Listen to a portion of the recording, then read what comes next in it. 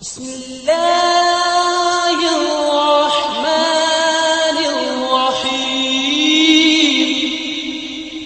اللہم صلی علی محمد وعلی آل محمد کما صلیت علی ابراہیم وعلی آل ابراہیم انک حمید مجید اللہم بارک علی محمد وعلی آل محمد کما بارکت علی ابراہیم وعلی آل ابراہیم انک حمید مجید اللہم انفعنا بما علمتنا وعلمنا ما ينفعنا وزدنا علما نافعا اللہم انا نعوذ بک من علم لا ينفع ومن قلب لا يخشع ومن نفس لا تشبع ومن دعاء لا يسمع اللہم فقہنا فی الدین وعلمنا الکتاب والحکمہ اللہم فقہنا فی الدین وعلمنا الکتاب والحکمہ اللہم ارزقنا الصدق والاخلاص فی القول والعمل اللہم ارزقنا الصدق والاخلاص فی القول والعمل۔ فضیلت الشیخ مولانا حافظ احمد اللہ حامد صاحب اور فضیلت مآب علماء کرام جو اس مجلس کی زینت ہیں، اور اسی طرح عفت مآب خواتین جو اس اجتماع کے اندر شریک ہیں، بالخصوص وہ ہماری فاضلات بہنیں جو اس جامعہ خدیجۃ الکبریٰ کی معلمات اور مربیات ہیں، اور ہماری وہ بیٹیاں بنات فاضلات جنہوں نے انتظامی تعلیم کا مرحلہ مکمل کیا ہے اور صحیح بخاری کا درس مکمل کیا ہے۔ اللہ رب العزت سے دعا ہے کہ اللہ رب العزت اس علم اور ذکر کی مجلس میں شامل ہونا، شریک ہونا ہم سب کا قبول فرمائے، اور جو رسول اکرم صلی اللہ علیہ وسلم کی علم اور ذکر کی مجلسوں کے بارے میں بشارتیں ہیں، اللہ تعالی ہمارے لیے وہ مقدر فرمائے۔ علم کی مجلس، ذکر کی مجلس جہاں قرآن کی آیتوں کی وضاحت ہوتی ہو، رسول اکرم صلی اللہ علیہ وسلم کے فرامین کی تفسیر اور ابلاغ کا اہتمام ہوتا ہو، اللہ کے فرشتے ان مجلسوں کی تلاش میں رہتے ہیں، اور جہاں کہیں یہ مجلس ان کو معلوم ہوتی ہے، دکھائی دیتی ہے، تو وہ پہنچتے ہیں اور دوسرے فرشتوں کو بھی بلا لیتے ہیں کہ یہ تمہارا مقصد یہاں موجود ہے، اسے حاصل کرنے کے لیے اللہ رب العزت نے ان کی ڈیوٹی ہی یہ لگائی ہوئی ہے کہ وہ اس روئے زمین کے اوپر ایسی مجلسوں کی تلاش میں رہتے ہیں جہاں اللہ کا ذکر ہو، اور اللہ رب العزت کے اتارے ہوئے ذکر قرآن مجید، اس کی تفہیم، تعلیم اور اس کی تشریح و توضیح کا بیان ہو، تو ایسی مجلسوں کی تلاش میں رہتے ہیں، اور جب کہیں ایسی مجلس ان کو دکھائی دیتی ہے تو وہ اس کو گھیر لیتے ہیں، اور پھر وہ اس مجلس کو گھیرتے ہیں، دوسرے فرشتوں کو بلاتے ہیں، اور نبی صلی اللہ علیہ وسلم نے فرمایا کہ اتنی کثیر تعداد میں فرشتے جمع ہو جاتے ہیں کہ ایک پرے کے اوپر دوسرا پرا اور ایک صف کے اوپر دوسری صف، یہ صفیں بلند ہوتی ہوتی آسمان تک پہنچ جاتی ہیں۔ ان گنت فرشتے اس طرح کی مجلس کو گھیر لیتے ہیں، اور یہی نہیں کہ فرشتوں نے ان کو گھیرا ہوتا ہے ایسی مجلسوں کو، بلکہ حدیث میں آتا ہے کہ رسول اکرم صلی اللہ علیہ وسلم نے فرمایا کہ اللہ تعالیٰ ان مجلسوں میں شامل ہونے والوں کو اللہ رب العزت یہ اعزاز بخشتے ہیں کہ اللہ ان کے نام لے کر اپنے فرشتوں میں فخر کرتے ہیں اور ذکر کرتے ہیں کہ دیکھو میرے بندے اور میری بندیاں میری بات سننے کے لیے، میرا ذکر سننے کے لیے، میرا پیغام سننے کے لیے کس شوق اور محبت کے ساتھ بیٹھے ہوئے ہیں۔ اور علم کی مجلس کا، ذکر کی مجلس کا ادب ہوتا ہے انسان کو احترام سے بیٹھنا چاہیے، مؤدب ہو کر بیٹھنا چاہیے اور طالب ہو کر بیٹھنا چاہیے، کچھ لینے کے لیے بیٹھنا چاہیے۔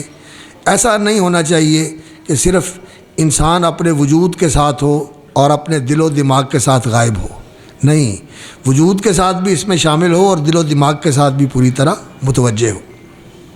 اور یقین جانیے کہ اس طرح کی مجلسوں میں امام بخاری رحمۃ اللہ علیہ کا ہی واقعہ ہے۔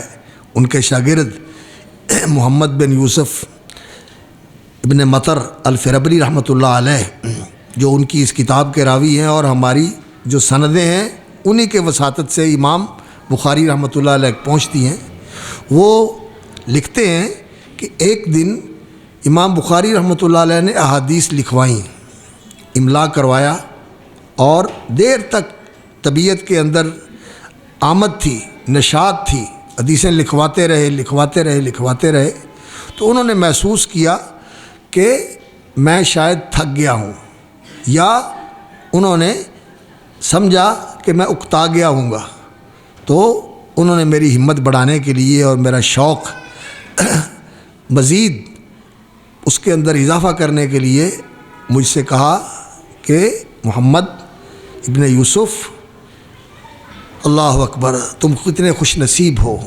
اس وقت جو لوگ علم اور ذکر کی مجلس سے باہر ہیں اور وہ اپنے کاموں میں لگے ہوئے ہیں، کوئی اپنی دکان میں ہے، کوئی اپنے کارخانے میں ہے، کوئی اپنے کھیت کھلیان میں ہے، کوئی اپنے لہو و لعب میں ہے، تماشے میں ہے، اس طرح کی مجلسوں کے اندر لوگ لگے ہوئے ہیں، اور تم کتنے خوش نصیب ہو کہ تم اللہ کے رسول صلی اللہ علیہ وسلم اور آپ صلی اللہ علیہ وسلم کے صحابہ کی مجلس میں ہو۔ کیا سن رہے ہو؟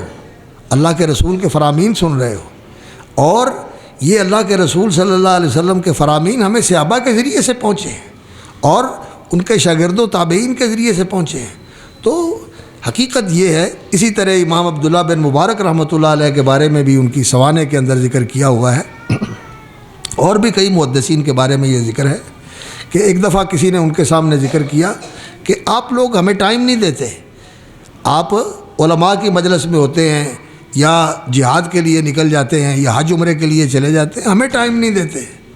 تو وہ کہنے لگے کہ مجھے رسول اکرم صلی اللہ علیہ وسلم کی مجلس سے فرصت ملے تو میں تمہاری مجلس میں آؤں۔ انہوں نے کہا آپ رسول اکرم صلی اللہ علیہ وسلم کی مجلس میں کہاں ہوتے ہیں؟ کہنے لگے حدیث کی مجلس اللہ کے رسول کی مجلس ہوتی ہے۔ قال رسول اللہ صلی اللہ علیہ وسلم، رأیت رسول اللہ صلی اللہ علیہ وسلم، سمعت رسول اللہ صلی اللہ علیہ وسلم۔ تو اس مجلس کے اندر جو آتا ہے وہ بڑی پرعظمت اور بڑی بہت ہی عالی مرتبت مجلس کے اندر آتا ہے، اس لیے باادب ہو کے بیٹھنا چاہیے۔ اور یہ جو کتاب ہے الجامع الصحیح، اور یہ اس کے جو مصنف ہیں امام ابو عبداللہ محمد بن اسماعیل البخاری رحمۃ اللہ علیہ، اللہ رب العزت نے امام بخاری رحمۃ اللہ علیہ کو بھی بڑی عزت و کرامت کے ساتھ نوازا اور بڑے شرف و فضیلت کے ساتھ اللہ رب العزت نے ان کو ممتاز فرمایا۔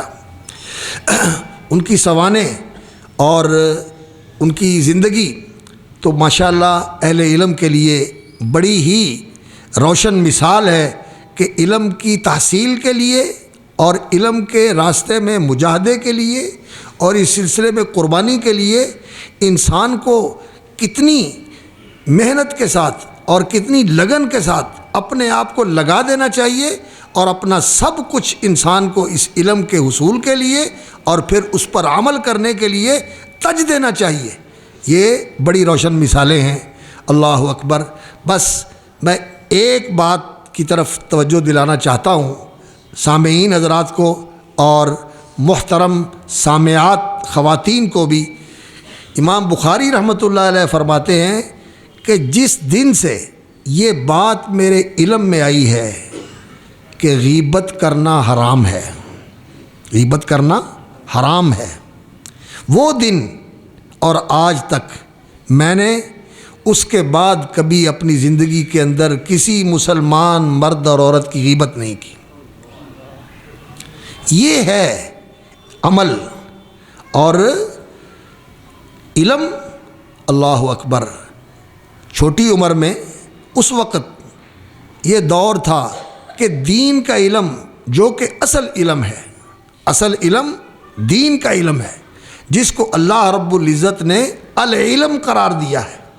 اہل علم بھی تشریف فرما ہے اور تعلیم یافتہ حضرات و خواتین بھی موجود ہیں، جس کو اللہ رب العزت نے العلم قرار دیا ہے۔ من بعد ما جاءہم العلم وَلَئِنِ اتَّبَعْتَ أَهْوَاءَهُم مِّن بَعْدِ مَا جَاءَكَ مِنَ الْعِلْمِ وَمَا اخْتَلَفَ الَّذِينَ أُوتُوا الْكِتَابَ إِلَّا مِن بَعْدِ مَا جَاءَتْهُمُ الْبَيِّنَاتُ، یہ علم اور اس کے دلائل، اس کو اللہ رب العزت نے علم قرار دیا ہے۔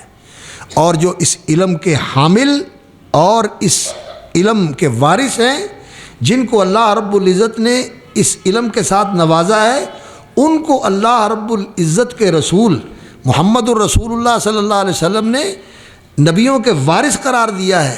اور اللہ رب العزت نے ان کے بارے میں قرآن مجید میں فرمایا کہ هل يستوي الذين يعلمون والذين لا يعلمون اور انما يخشى الله من عباده العلماء، ان کو اللہ نے علماء کہہ کر یہ کہا ہے کہ ان کے دل میں اللہ کی خشیت ہوتی ہے، اور اللہ رب العزت نے ان کو اولو العلم کہہ کر یہ بیان فرمایا کہ اللہ تعالیٰ ان کے درجات بلند فرماتا ہے، ان کے درجات بلند فرماتا ہے۔ یرفع اللہ الذین آمنوا منکم والذین اوتوا العلم درجات، اللہ ایمان والوں کے درجے اونچے کرتا ہے۔ ویسے تو انسانوں کو سب کو اللہ رب العزت نے کرامت سے نوازا ہے، احسن تقویم کا پیکر بنایا ہے، اور اللہ رب العزت نے انہیں کرامت اور فضیلت کے ساتھ نوازا ہے۔ کرمنا بنی آدم وحملناہم فی البر والبحر ورزقناہم من الطیبات وفضلناہم علی کثیر ممن خلقنا تفضیلا، اللہ نے انسان کو کرامت و فضیلت عطا فرمائی ہے۔ لیکن یہ کرامت و فضیلت انسان کو تبھی حاصل رہتی ہے جب انسان صحیح معنوں میں انسان بنے، اور اگر اللہ رب العزت نے انسان کو انسان بنایا ہے اور اللہ رب العزت نے اس کو روح بھی عطا فرمائی ہے جو اللہ تعالیٰ کی طرف سے خصوصی طور پر پیدا کر کے انسان کے اندر پھونکی گئی، اللہ رب العزت نے اس کو دل عطا کیا ہے جو سوچنے سمجھنے والا ہے، دماغ عطا کیا ہے جو دل کے مطابق اس جسم کو کنٹرول کرنے والا ہے جیسے دل کہتا ہے، تو اللہ رب العزت نے انسان کو یہ مقام عطا فرمایا ہے، اور جانوروں کو اور اس زمین کی چیزوں کو اللہ نے انسان کے لیے مسخر کر دیا ہے۔ اور اللہ رب العزت نے اس انسان کو، ہمارے بابا حضرت آدم علیہ السلام کو اور ان کی ساری اولاد ان کے وجود کے اندر موجود تھی، انہی سے یہ سلسلہ چلا ہے، انہی سے اللہ رب العزت نے ان کی بیوی پیدا کی حضرت حوا علیہ السلام، وخلق منہا زوجہا، ایک جان سے اللہ رب العزت نے ان کی بیوی بنائی۔ آدم علیہ السلام کے وجود سے اللہ رب العزت نے ان کا جوڑا پیدا کیا، اور پھر اس جوڑے سے حضرت آدم اور ان کے جوڑے حضرت حوا سے اللہ رب العزت نے سارے انسان پیدا کیے۔ وَبَثَّ مِنْهُمَا رِجَالًا كَثِيرًا وَنِسَاءً، بے حد و حساباً گن تو بے شمار انسان اللہ رب العزت نے پیدا کیے۔ تو آدم علیہ السلام کے وجود کے اندر ہم سب موجود تھے، تو اللہ رب العزت نے آدم علیہ السلام کو سجدہ کروایا، تو ان کے جوڑے کو بھی سجدہ ہو گیا، اس لیے کہ ان کا جوڑا بھی ان کے وجود کے اندر ہی تھا اور ان کی اولاد بھی ان کے وجود کے اندر تھی۔ تو اللہ رب العزت نے آدم کو جب سجدہ کروایا تو اللہ اکبر، ہمارے بابا تھے تو ان کی اولاد بھی ان کے اندر اس وقت موجود تھی، جو جین کا علم ہے، جین کا جینیٹک سائنس۔ آج کے دور میں یہ ایک علم کا الگ شعبہ ہے، جسم اور جس جین سے انسان کا یہ جسم بنتا ہے، اس جین کے سلسلے کو اللہ رب العزت نے پیدا فرمایا ہوا ہے، اور وہ اس کے اندر انسان کے بارے میں ساری معلومات اللہ رب العزت نے رکھی ہوئی ہوتی۔ آدم علیہ السلام کے اندر ان کی اولاد کے جین تھے، اللہ اکبر۔ اور قرآن مجید میں اللہ رب العزت نے اس حقیقت کا اظہار فرمایا ہے کہ پھر اللہ رب العزت نے آدم علیہ السلام سے ان کی اولاد اور ان کی اولادوں سے پھر آگے ان کی نسلوں کو اللہ رب العزت نے ان کے پشتوں سے نکال کر من بنی آدم من ظہورہم ذریتہم، ان کی پشتوں سے ان کی اولادوں کو نکال کر اپنے سامنے کھڑا کر دیا۔ اور حضرت عبداللہ ابن عباس رضی اللہ تعالیٰ عنہ کہتے ہیں کہ امثال الذر، جیسے چھوٹی چھوٹی چونٹیاں نہیں ہوتی اس طرح پوری نسل انسانی اللہ رب العزت نے اپنے آگے کھڑی کر دی۔ تو عرض کرنے کا مقصد یہ ہے کہ یہ جین ان کے اندر موجود تھے، تو ان کو بھی اللہ رب العزت نے سجدہ کروایا، چونکہ یہ آدم علیہ السلام کے وجود کا حصہ تھے۔ تو جس کو فرشتوں کا مسجود بنایا، فضیلت و کرامت کے ساتھ سرفراز فرمایا اور احسن تقویم کا پیکر بنایا اللہ رب العزت نے، اور جس کی تخلیق کا ذکر فرما کر اللہ رب العزت نے اپنی تخلیق کی تحسین فرمائی، ثم انشأناه خلقا آخر، کہاں وہ پانی کی بوند اور کہاں یہ جیتا جاگتا انسان اتنی خوبصورت اور اتنی پرکشش شکل لے کر دنیا میں آتا ہے۔ اللہ رب العزت نے فرمایا کتنی برکتوں والا ہے وہ، بہترین پیدا کرنے والا اور انسان کو وجود میں لے کے آنے والا۔ فتبارک اللہ احسن الخالقین، اللہ نے تو اس کو انسان بنایا ہے، اللہ رب العزت نے تو اس کو بڑی شرف و فضیلت کے ساتھ نوازا ہے۔ اب یہ انسان، جانور اس کے لیے مسخر کیے ہیں، یہ انسان بن کے جانور بن جائے، انسان بن کے جانور بن جائے، گدھا بن جائے یا کتا بن جائے یا اللہ اکبر وحشی درندہ بن جائے، وہ کام کرے جو جانور کرتے ہیں، تو پھر اس انسان نے انسانیت کے درجے پر اپنے آپ کو نہیں رکھا، اس سے نیچے لے گیا۔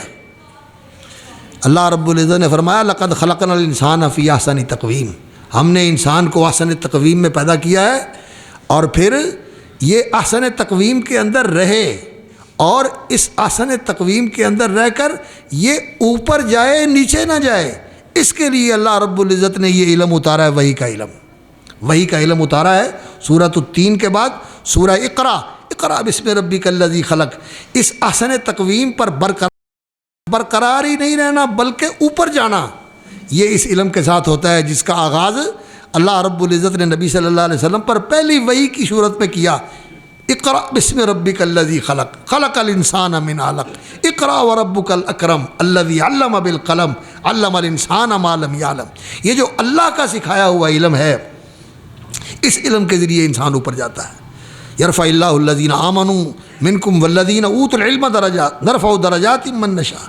تو یہ انسان اگر اس علم سے آراستہ ہوتا ہے تو یہ اوپر جاتا ہے، اور اگر اس علم سے محروم رہے تو انسان رددناہ اسفل سافلین الا الذین آمنوا وعملوا الصالحات۔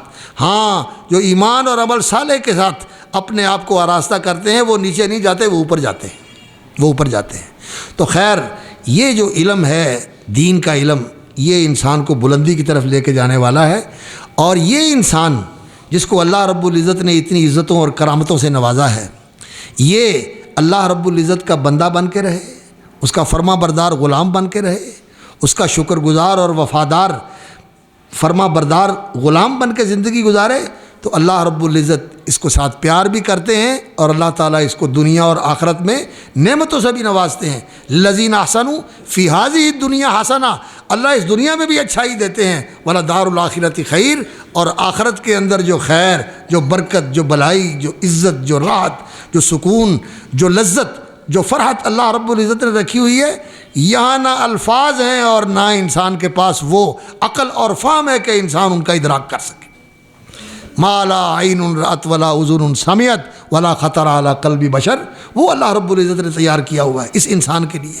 تو اللہ رب العزت تو بڑے مہربان ہے اس انسان کے لیے، تو یہ اللہ کو چھوڑ کر اپنے آپ کو شیطان کے حوالے کر دے۔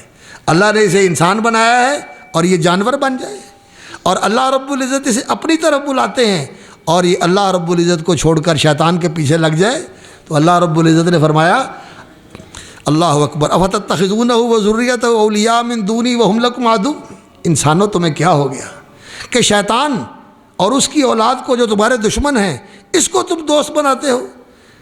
افتتخذونہ وذریتہ اولیاء من دونی، مجھے چھوڑ کر جو تمہیں نوازنے والا ہے، جو تمہیں سب کچھ دینے والا ہے، مجھے چھوڑ کر تم اس کو دوست بناتے ہو۔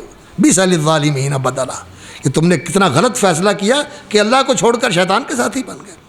آج سچی بات یہ ہے کہ اس دنیا کے اندر انسانوں کی اکثریت ایسی ہے جو حیوانیت کی سطح پر جی رہی ہے، وہ انسان نما حیوان ہیں، انسان نما حیوان ہے۔ اللہ اکبر۔ اللہ رب العزت نے قرآن مجید میں سورۃ الاعراف کے اندر یہ فرمایا وَلَقَدْ ذَرَأْنَا لِجَهَنَّمَ كَثِيرًا مِّنَ الْجِنِّ وَالْإِنسِ لَهُمْ قُلُوبٌ لَّا يَفْقَهُونَ بِهَا وَلَهُمْ أَعْيُنٌ لَّا يُبْصِرُونَ بِهَا وَلَهُمْ آذَانٌ لَّا يَسْمَعُونَ بِهَا أُولَٰئِكَ كَالْأَنْعَامِ بَلْ هُمْ أَضَلُّ أُولَٰئِكَ هُمُ الْغَافِلُونَ۔ یہ جو دین سے بے بہرا ہیں، نہ وہ سنتے ہیں ان کانوں سے، نہ وہ ان آنکھوں سے دیکھتے ہیں، نہ وہ ان دلوں سے سمجھتے ہیں، وہ تو جانور ہیں۔ الانعام، وہ تو چوپائے ہیں، بل ہم اضل، بلکہ وہ چوپایوں سے بھی کمتر ہیں۔ چوپائے تو پھر بھی جو ان کے ذمہ کام ہے وہ کرتے ہیں، اور انسان نے تو وہ کام ہی نہیں کیا۔ یاکلون کما تاکل الانعام والنار مثوی لہم، جانوروں کی طرح کھاتے ہیں، اور جانوروں کی طرح کھا کر اولاد پیدا کی اور زندگی گزاری اور اچھل کود کی، اور چلو ختم ہو گیا سارا کچھ۔ اکثریت انسانوں کی جو ہے وہ جانوروں کی سطح پر زندگی گزارتی ہے۔ نبیوں نے انسانوں کو انسان بنایا ہے، انہیں انسانیت کی راہ پہ لگایا ہے۔ انسانیت کی راہ کیا ہے؟ کہ انسان اللہ کا عبد اور فرما بردار بندہ ہو، عبادت گزار بندہ ہو، شکر گزار بندہ اور بندی ہو، وفادار بندہ اور بندی ہو، اللہ رب العزت کا فرما بردار بندہ اور بندی ہو۔ یہ اللہ رب العزت کی بندگی کا راستہ، یہ انسانیت کا راستہ ہے۔ نبیوں نے یہ راستہ بتایا ہے، اور یہ راستہ جس علم کے ذریعے انسان کو معلوم ہوتا ہے وہ ہے العلم، وہ ہے العلم جو اللہ رب العزت نے اتارا ہے۔ من بعد ما جاءک من العلم لقد جاءک الحق من ربک وعلمک ما لم تکن تعلم وانزل اللہ علیک الکتاب والحکمہ وعلمک ما لم تکن تعلم۔ تو یہ علم جو ہے یہ انسان کو انسان بناتا ہے، اور یہ انسان کو بلندیوں کی طرف لے کے جاتا ہے، اور اس کے علاوہ جو کچھ ہے وہ ظن ہے، گمان ہے، تخمین ہے، اندازے ہیں، لوگوں کی خواہشات ہیں، لوگوں کے توہمات ہیں۔ یہ جو کچھ ہے اس کی حقیقت اس سے آگے کچھ نہیں ہے، اس سے آگے کچھ نہیں ہے۔ ظن یہ ایسے ہوگا، وقت نہیں ہے، اور بات جو ہے وہ ذرا پیچیدہ ہو جاتی ہے، اس لیے میں اس طرف نہیں جاؤں گا۔ یہ جس کو ہم آج سائنس سمجھتے ہیں نا، اللہ اکبر، بہت سارے ایسے محققین ہیں جنہوں نے اس سائنس کا تجزیہ کیا اور اس کی حقیقت بتائی ہے کہ اس کے اندر ہے کیا۔ ہو سکتا ہے ایسے ہو، اگر ایسے نہیں تو ہو سکتا ہے ایسے ہو، ایسا نہیں ہے تو ہو سکتا ہے ایسے ہو، یہ سارا ہو سکتا ہی ہے کیا؟ یہ اگر ملتا ہے تو اللہ رب العزت کے علم سے ملتا ہے، جو ہر چیز کو جانتا ہے، عالم الغیب والشہادہ، کہ یہ ہے الحق، ایسے ہے، یہ ہے برحق۔ اللہ رب العزت کو الحق کا پتہ ہے، اور اسی نے الحق اتارا۔ تو جو لوگ یہ علم پڑھتے ہیں ان لوگوں کو اللہ رب العزت نے خاص طور پر رحمت اور فضل سے نوازا ہے کہ یہ علم کی دولت ان کو عطا فرما دی۔ وہ بیٹیاں پڑھیں، وہ بیٹے پڑھیں، وہ حضرات پڑھیں یا وہ خواتین پڑھیں، ان پر اللہ رب العزت کا خاص فضل ہے، کیونکہ اللہ رب العزت نے رسول اکرم صلی اللہ علیہ وسلم کو فرمایا وَأَنزَلَ اللَّهُ عَلَيْكَ الْكِتَابَ وَالْحِكْمَةَ وَعَلَّمَكَ مَا لَمْ تَكُنْ تعلم وَكَانَ فَضْلُ اللَّهِ عَلَيْكَ عَظِيمًا۔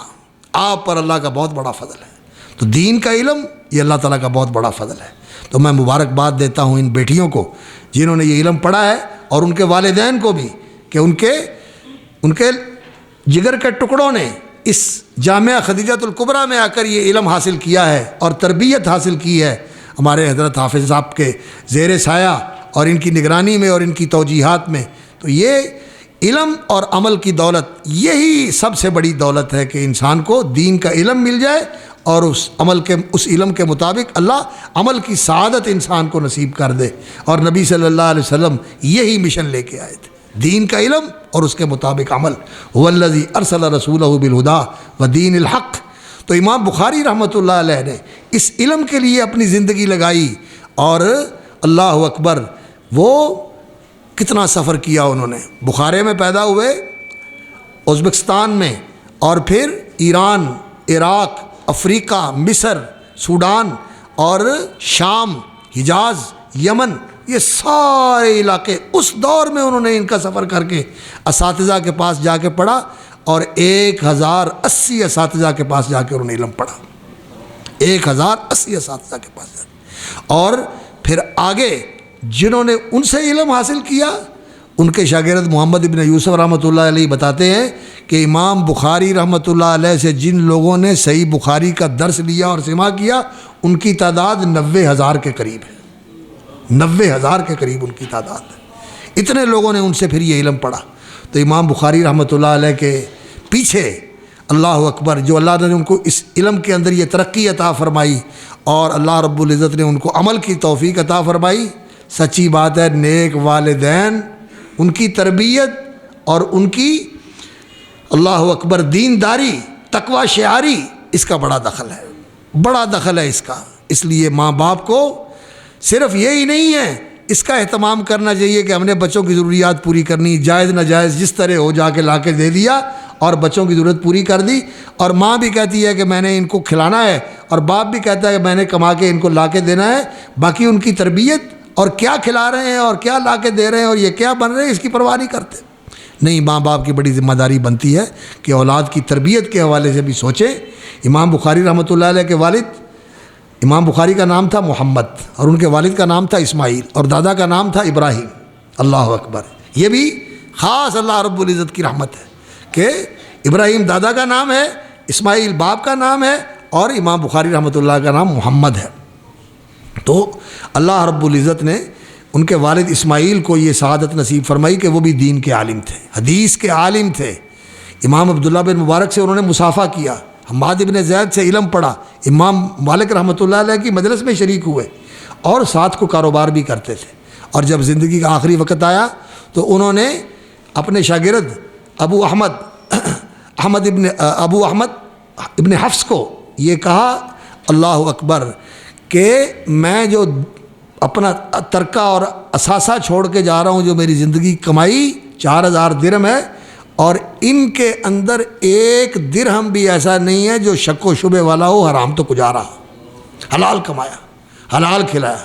باپ فوت ہو گئے اور پھر ماں کے اوپر ذمہ داری آ گئی، اور مائیں اگر نیک اور پاک باز ہوں، اللہ کے ساتھ تعلق رکھنے والی ہوں، تو پھر اولادیں ایسی ہوتی ہیں، پھر اولادیں ایسی ہوتی ہیں۔ امام بخاری رحمۃ اللہ علیہ کے بارے میں ذکر کیا ہوا ہے کہ بچپن میں ان کی آنکھیں خراب ہوئیں اور نظر کمزور ہو گئی، نظر خاصی کمزور ہو گئی، کمزوری کی وجہ سے، کچھ بیماری کی وجہ سے نظر کے اوپر اثر پڑ گیا اور نظر کمزور ہو گئی۔ ماں کو فکر پڑ گیا، ماں کو فکر پڑ گیا، ماں نے دعائیں شروع کر دی، اللہ اکبر، اللہ میرا بیٹا، میں نے تو نیت کی تھی کہ میں اس کو اپنے باپ کا وارث بناؤں گی، جو وہ علم پڑھتے تھے حدیث کا، میں اس کو حدیث کا علم پڑھاؤں گی، دین کا خادم بناؤں گی، تو یا اللہ اس کی تو آنکھیں کمزور ہو گئی ہیں۔ دعائیں کرنی شروع کر دی اور کرتی رہی دعائیں۔ ایک رات حضرت ابراہیم علیہ السلام کی زیارت ہوئی خواب میں، اور انہوں نے کہا، اللہ کی بندی، اللہ نے تیری سن لی، تیرے بیٹے کی نظر اللہ نے بحال کر دی، اور ماں کی دعاؤں سے نظر ایسی بحال ہوئی۔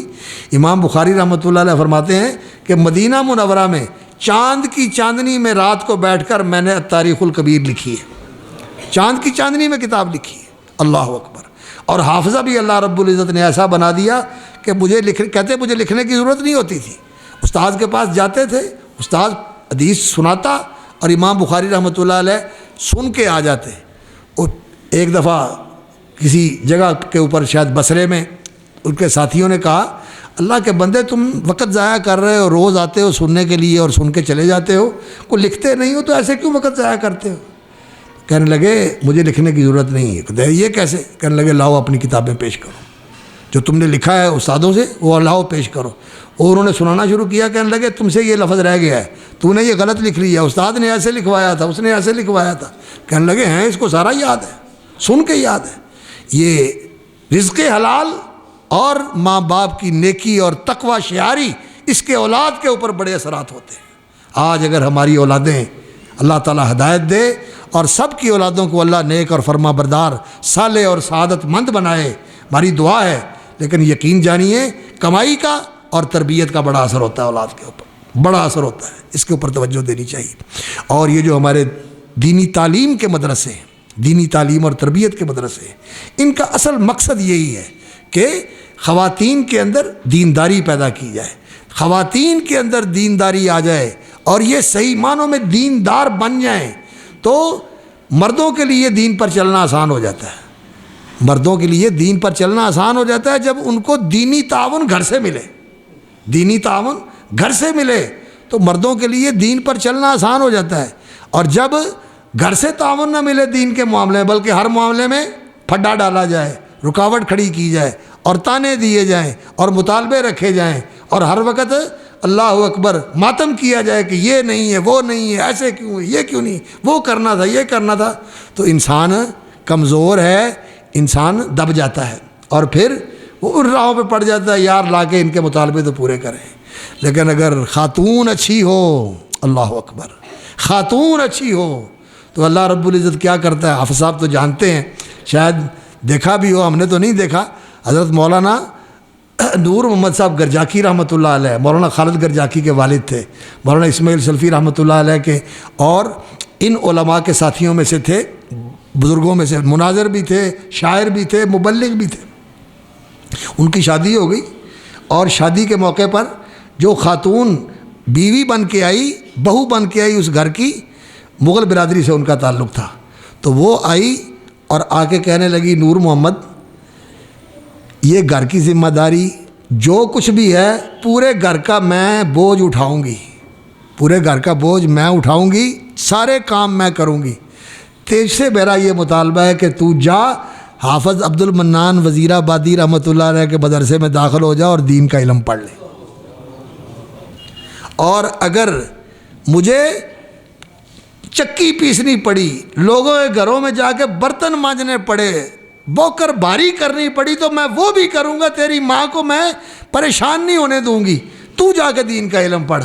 اور اللہ رب العزت نے ان کو اس راستے پر لگا دیا، اور وہ گھر بھی ایسا تھا، اللہ اکبر، کہ وہاں توحید نہیں تھی، سنت نہیں تھی، عام دنیا داروں کا گھر تھا، وہاں ان کے میاں گئے، وہاں جا کے علم پڑھا اور دین کے مبلغ بن گئے، اور پھر ان کے بیٹے مولانا خالد گرجاکی، اور پھر ان کا خاندان، اب تو گجرانوالے کے اندر ایک بہت بڑا ماشاءاللہ ان کا سلسلہ ہے، کاروبار کا بھی اور دینی علم کا بھی، اللہ رب العزت نے بڑی برکت دی۔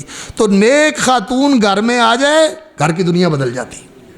تو بچیوں کی تعلیم کے ادارے جو ہیں یہ بڑے ہی قابل قدر ہیں۔ اگر بچی جو ہے، شوقی رحمۃ اللہ علیہ نے کہا نا، احمد شوقی رحمۃ اللہ علیہ مصر کے بڑے شاعر تھے، الام مدرسۃ اذا اعددتھا، ماں ایک یونیورسٹی اور ایک دانشگاہ ہوتی ہے، اگر تو نے ایک ماں تیار کر دی تو تو نے ایک نسل اور ایک قوم تیار کر دی۔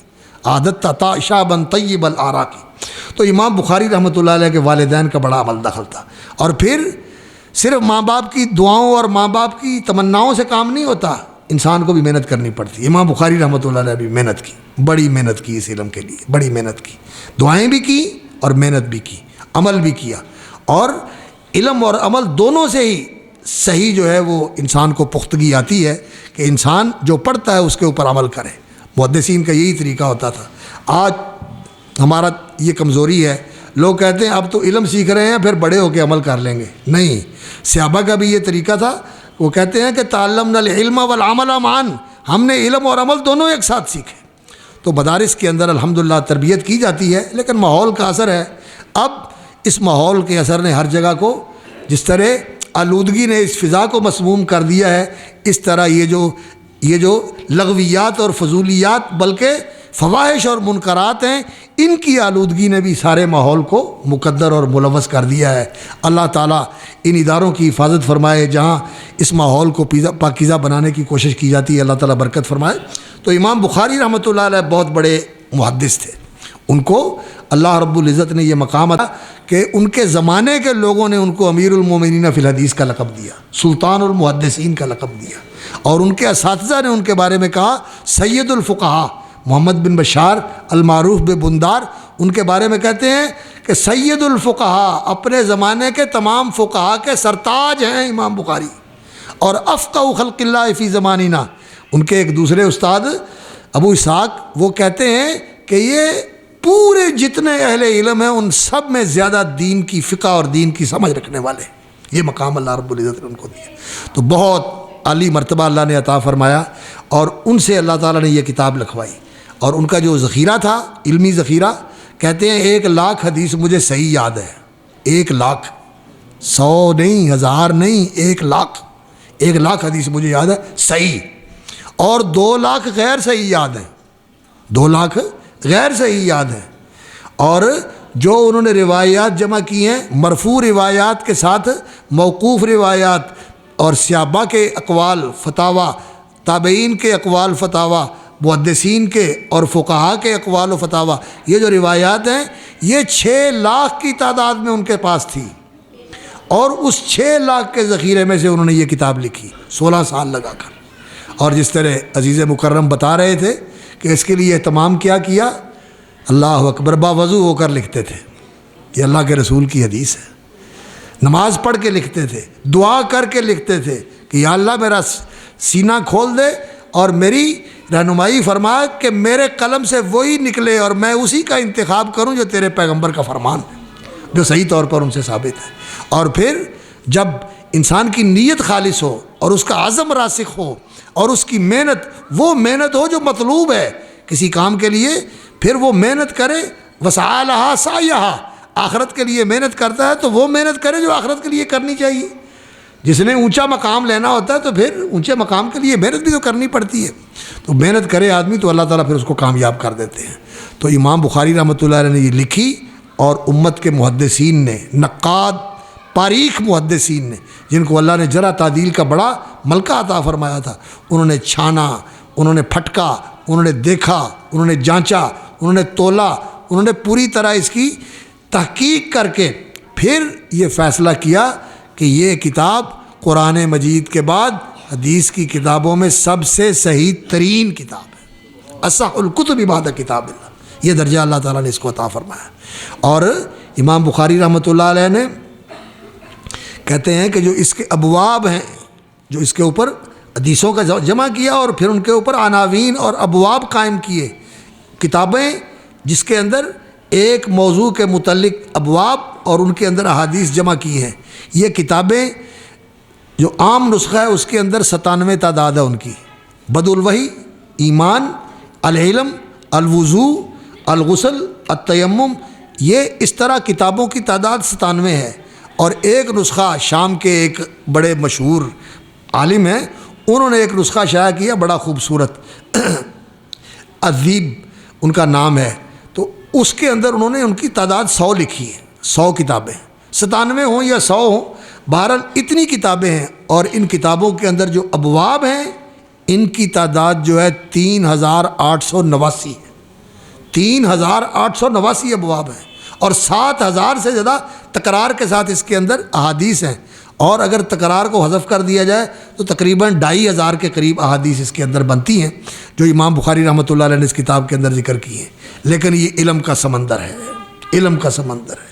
حدیثیں ساتھ قرآن کی آیات، اکثر جگہ پر قرآن مجید کی آیات لے آتے ہیں، ان سے حدیث کی مناسبت ذکر کرتے ہیں کہ یہ اس آیت کی تفسیر اس حدیث میں، اور حدیث ہے بھی قرآن کی تفسیر۔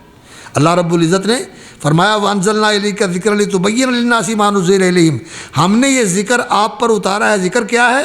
قرآن مجید، قرآن مجید یہ ذکر ہے۔ اللہ رب العزت نے اس کو ذکر کہا ہے قرآن مجید کو، اس لیے کہ اس کے ذریعے انسان ایک تو اللہ کو یاد کرتا ہے، اور دوسرا انسان کو یہ وہ چیز یاد دلاتا ہے جو انسان کی اصل فطرت ہے، جو اللہ رب العزت نے انسان کے اندر معلومات رکھی ہوئی ہیں نا، یہ قرآن مجید آ کر ان کو اجاگر کر دیتا ہے، ان کو نمایاں اور زندہ کر دیتا ہے، یاد دلا دیتا ہے۔ تو اس ذکر کی وضاحت جو ہے تبیین و توضیح اور اس کی تنفیذ و تعمیل یہ نبی صلی اللہ علیہ وسلم نے کی ہے۔ تو قرآن حدیث کا بیان ہے، حدیث قرآن کا بیان ہے، اور قرآن مجید اور حدیث دونوں کا ماخذ ایک ہے، اللہ کی وحی، اللہ کا کلام ہے قرآن مجید، اور حدیث جو ہے یہ اللہ رب العزت نے نبی صلی اللہ علیہ وسلم پر القاء فرمائی، آپ کے ذہن میں ڈال دی، آپ کے دل پہ اس اللہ رب العزت نے الہام کر دیا۔ اور کئی دفعہ ایسا ہوتا تھا کہ فرشتہ آ کر نبی صلی اللہ علیہ وسلم کو بتاتا تھا۔ حدیث میں آتا ہے ایک موقع پر رسول اکرم صلی اللہ علیہ وسلم سے کسی آدمی نے آ کر پوچھا اللہ اکبر کہ یا رسول اللہ، میں نے احرام باندھا ہے اور مجھے پتہ نہیں تھا، میں نے احرام کو بہت زیادہ خوشبو لگا کر اس جبے کے اندر جس کے بازو بھی ہوتے ہیں اور وہ جسم کے اوپر پہنا جاتا ہے، اس کے اندر میں نے احرام باندھ لیا اور اس کو خوشبو کے ساتھ تر کر دیا، حالانکہ جو جسم کے مطابق سلا ہوا لباس ہو احرام میں وہ بھی نہیں پہنتے اور اس لباس کو خوشبو بھی نہیں لگاتے، اتنی خوشبو کہ وہ ہر وقت خوشبو آتی رہے۔ تو اس نے یہ مسئلہ پوچھا تو رسول اکرم صلی اللہ علیہ وسلم پر وحی نازل ہونی شروع ہو گئی، وحی نازل ہونی شروع ہو گئی۔ ایک صحابی تھے جن کو اس بات کا بڑا شوق تھا کہ میں دیکھوں اللہ کے رسول صلی اللہ علیہ وسلم پر وحی کیسے اترتی ہے، تو ان کو دوسرے صحابی نے کہا آؤ دیکھو اللہ کے رسول صلی اللہ علیہ وسلم پر وحی نازل ہوتی ہے، اور اتنا بوجھ ہوتا تھا اس وقت۔ حضرت زید بن ثابت کہتے ہیں کہ ایک دفعہ نبی صلی اللہ علیہ وسلم کا گھٹنا میری ران کے اوپر تھا اور آپ پر وحی کی کیفیت طاری ہوئی، اور مجھے ایسے لگا کہ اتنا میری ران کے اوپر وزن پڑ گیا کہ میں سمجھتا تھا کہ میری ران پیس جائے گی، اتنا وزن ہوتا تھا۔ رسول اکرم صلی اللہ علیہ وسلم کے اوپر وحی کا، تو وہی فرشتے حدیث کے اندر بھی وہی لے کے آتے تھے، جیسا کہ نبی صلی اللہ علیہ وسلم نے فرمایا ان روح القدس نفث فی روحی، روح القدس حضرت جبریل امین کا لقب ہے روح القدس، انہوں نے میرے دل میں آ کر یہ بات ڈالی ہے کہ جب تک کوئی آدمی اپنی زندگی کا وہ رزق جو اللہ نے لکھا ہے اس کے لیے جب تک اس کو کھا نہیں لیتا اس وقت تک مرے گا نہیں۔ لن تموت نفس حتی تستکمل رزقہا فاجملوا فی الطلب، اللہ اکبر۔ تو انسان کو اللہ کے رزق کے اوپر یقین رکھنا چاہیے کہ جو اللہ نے میرے لیے لکھا ہوا ہے انشاءاللہ وہ مجھے مل کے رہے گا، اس سے پہلے میں دنیا سے جاؤں گا نہیں۔ تو حدیث کی بھی وحی ہوتی تھی نبی صلی اللہ علیہ وسلم کے اوپر، تو یہ وحی کے اوپر دین کا اعتماد ہے، دین وحی کے ساتھ ثابت ہوتا ہے، اور دین جو ہے نہ رواج سے بنتا ہے، نہ کسی کی سوچ سے بنتا ہے، نہ کوئی اسمبلی دین بنا سکتی ہے، کوئی پارلیمنٹ دین بنا سکتی ہے، دین میرے اللہ کا بنایا ہوا ہے، الدین ما شرع، اور وہ دین جو اللہ نے اتارا ہے، اتبعوا ما انزل الیکم من ربکم، لوگوں نے بنایا ہے فلاں شہر میں یا فلاں شہر میں، کسی انڈیا کے شہر میں یا کسی عرب ملک کے شہر میں یا کسی یورپ کے کسی شہر میں، کوئی وہاں سے چیز بن کے آئی ہو تو وہ دین نہیں بن سکتی، دین وہ ہے جو اللہ رب العزت نے اتارا ہے۔ اور امام بخاری رحمۃ اللہ علیہ نے اس کتاب کو پھر اللہ اکبر جو اس کے عناوین جو ہے مرتب کیے وہ ریاض الجنہ میں بیٹھ کر کیے، مسجد نبوی کا وہ ٹکڑا جس کو نبی صلی اللہ علیہ وسلم نے ریاض الجنہ کہا۔ اور سچی بات یہ ہے کہ ریاض الجنہ کے لیے تو ہم سارے ہی مشتاق ہوتے ہیں کہ اللہ تعالیٰ توفیق عطا فرمائے کہ وہاں جا کر نماز پڑھنے اور بیٹھ کے تلاوت کرنے اور دعا کرنے کی اللہ تعالیٰ سعادت نصیب فرما دے۔ لیکن رسول اکرم صلی اللہ علیہ وسلم رحمۃ للعالمین ہے، رسول اکرم صلی اللہ علیہ وسلم رحمۃ للعالمین ہے، تو ریاض الجنہ مسجد نبوی میں تو یقیناً ہے، لیکن اور بھی کہیں ہے ریاض الجنہ؟ کیوں بھائی؟ ہے کہاں ہے؟ جہاں تم بیٹھے ہوئے ہو۔ کیسے؟ اہل علم بھی بیٹھے ہوئے ہیں، ترمذی کی حدیث ہے اور صحیح حدیث ہے، امام البانی رحمۃ اللہ علیہ نے کہا کہ یہ صحیح ہے، اور بھی علماء نے کہا یہ صحیح ہے، اگرچہ بعض علماء نے کلام کیا، لیکن الحمدللہ جو اس دور کے حدیث کے نقاد تھے علامہ ناصر الدین البانی رحمۃ اللہ علیہ، انہوں نے کہا یہ صحیح ہے۔ نبی صلی اللہ علیہ وسلم نے فرمایا اذا مررتم بریاض الجنت فرتعوا، اور جنت کے باغوں میں سے تمہارا گزر ہو تو لے لیا کرو، پھول اٹھا لیا کرو۔ یہ ہمارے شاعر صاحب بھی کہہ رہے تھے یہ گلشن ہمارا، اللہ اکبر، یہ پھول کلیاں جو آنے والے ہیں وہ گلچی ہیں، پھول چننے والے ہیں، اور یہ جو علم آپ کو دیا جا رہا ہے یہ پھول ہیں، یہ پھل ہیں دربار نبوی کے، اور یہ ان چمنزاروں سے آپ کو مل رہے ہیں، ان میں جو آتے ہیں یہ جنت کے باغوں میں آتے ہیں، یہ جنت کے باغوں میں آتے ہیں۔ اللہ اکبر، اذا مررتم بریاض الجنت فرتعوا۔ تو پوچھا گیا کہ ما ریاض الجنت یا رسول اللہ، اے اللہ کے رسول جنت کے باغ کون سے؟ فرمایا حلق الذکر، علم اور تعلیم کی حلقے، جہاں اللہ کا ذکر ہوتا ہے، اللہ کے دین کا ذکر ہوتا ہے، اللہ کے قرآن کا ذکر ہوتا ہے، نبی صلی اللہ علیہ وسلم کے فرمان کا ذکر ہوتا ہے، حلق الذکر۔ اور یقین جانیے اس دنیا کے اندر یہ ذکر، اللہ کا ذکر، اللہ کے رسول کا ذکر، اللہ کے دین کا ذکر، اللہ کے احکام کا ذکر، یہ اور ان کے سیکھنے والے اور ان کے جاننے والے، ان کی وجہ سے اللہ تعالیٰ کی رحمتیں اس زمین پر برستی ہیں۔ اگر یہ سلسلے نہ ہوں، یہ سلسلے نہ ہوں، اللہ کا ذکر نہ ہو، اللہ اللہ کہنے والے نہ ہوں، قال اللہ، قال رسول اللہ، امر اللہ، حل اللہ، حرم اللہ، حب اللہ، اللہ اس کو محبت، اس سے محبت کرتے ہیں، اللہ اس کو ناپسند کرتے ہیں، یہ اللہ تعالیٰ کو ناپسند ہے، یہ اللہ تعالیٰ کے ہاں مبغوض ہے، یہ اللہ کا نام لیا جاتا ہے۔ فرمایا اگر یہ زمین کے اوپر اللہ کا نام لینا ختم ہو جائے تو اللہ تعالیٰ اس زمین کو نیست و نابود کر دے۔ اور نبی صلی اللہ علیہ وسلم نے کیا فرمایا؟ فرمایا پوری دنیا یہ اللہ کی رحمتوں سے محروم ہے، الا ذکر اللہ وما والا، اللہ کا ذکر اور اللہ کے ذکر سے تعلق رکھنے والی چیزیں، وعالما ومتعلما، اور اس ذکر کے جاننے والے اور اس ذکر کے سیکھنے والے، یعنی سیکھنے والے اور سکھانے والے، یہ ہیں اس دنیا کے اوپر اللہ کی رحمتوں کے نزول کا ذریعہ۔ بڑے قیمتی لوگ ہیں، بڑے مبارک لوگ ہیں، ان کے ساتھ جڑو، ان کی قدر کرو، ان کا احترام کرو. ان کی وجہ سے تو یہ سلسلے چل رہے ہیں. جس دن یہ ختم ہو جائے گا سلسلہ، اس دن دنیا نہیں رہے گی. لوگ سمجھتے ہیں کہ یہ کیا ہے، ان کی کیا حیثیت ہے. اور یہاں میں ایک اور بھی بات کہنا چاہتا ہوں آپ کو کہ لوگ اللہ اکبر اس کی حوصلہ افزائی بھی نہیں کرتے اور اس کی قدر بھی نہیں کرتے. اللہ کے بندو ایسے نہ کرو، بے قدری نہ کرو ان کی. یہ تمہارے محسن ہیں اور یہ انسانوں کو انسان بنانے والے ہیں. کوئی لکڑی کا کام ہے کارپینٹر، کوئی لوہے کا کام کرتا ہے اور وہ لوہے کی چیز بناتا ہے. کوئی سونار ہے سونے کی چیز بناتا ہے، کوئی کیمیکل سے چیز بناتا ہے، کوئی کس سے چیز بناتا ہے. لیکن نبیوں نے انسان بنائے ہیں اور نبیوں کے وارثوں نے بھی انسانوں کو انسانیت کی راہ پہ لگایا ہے.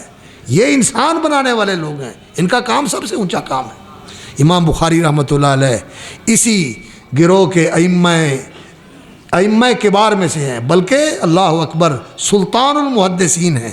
تو ان کی یہ جو کتاب ہے الجامع الصحیح بڑی ہی مبارک کتاب ہے. ان کے دور میں بھی اللہ رب العزت نے اس کو قبولیت عطا فرمائی. بڑے بڑے بادشاہ ان سے درخواست کرتے تھے کہ جی ہمیں خاص طور پر اس کتاب کا درس دے دیں. تو وہ فرماتے تھے کہ مجلس میں آ کے تم بھی شریک ہو جاؤ، کسی کے لیے خاص طور پہ میں جا کے پڑھاؤں یہ مجھ سے نہیں ہو سکتا. اللہ تعالیٰ نے امام بخاری رحمۃ اللہ علیہ کو استغنا بھی بڑا نصیب فرمایا تھا، بے پرواہی نصیب فرمائی تھی. وہ کسی کا پرواہ نہیں کرتے تھے اور اس کی وجہ سے ان کو امتحانوں سے بھی گزرنا پڑا، لوگوں کی سختیوں اور مخالفتوں کا بھی سامنا کرنا پڑا، لیکن انہوں نے پرواہ نہیں کی. اللہ اکبر، اللہ ان کے درجات بلند فرمائے. تو امام بخاری رحمۃ اللہ علیہ اس کا درس دیتے تھے اور لوگ سنتے تھے. جیسے میں نے عرض کیا ہزاروں کی تعداد میں لوگوں نے سنا.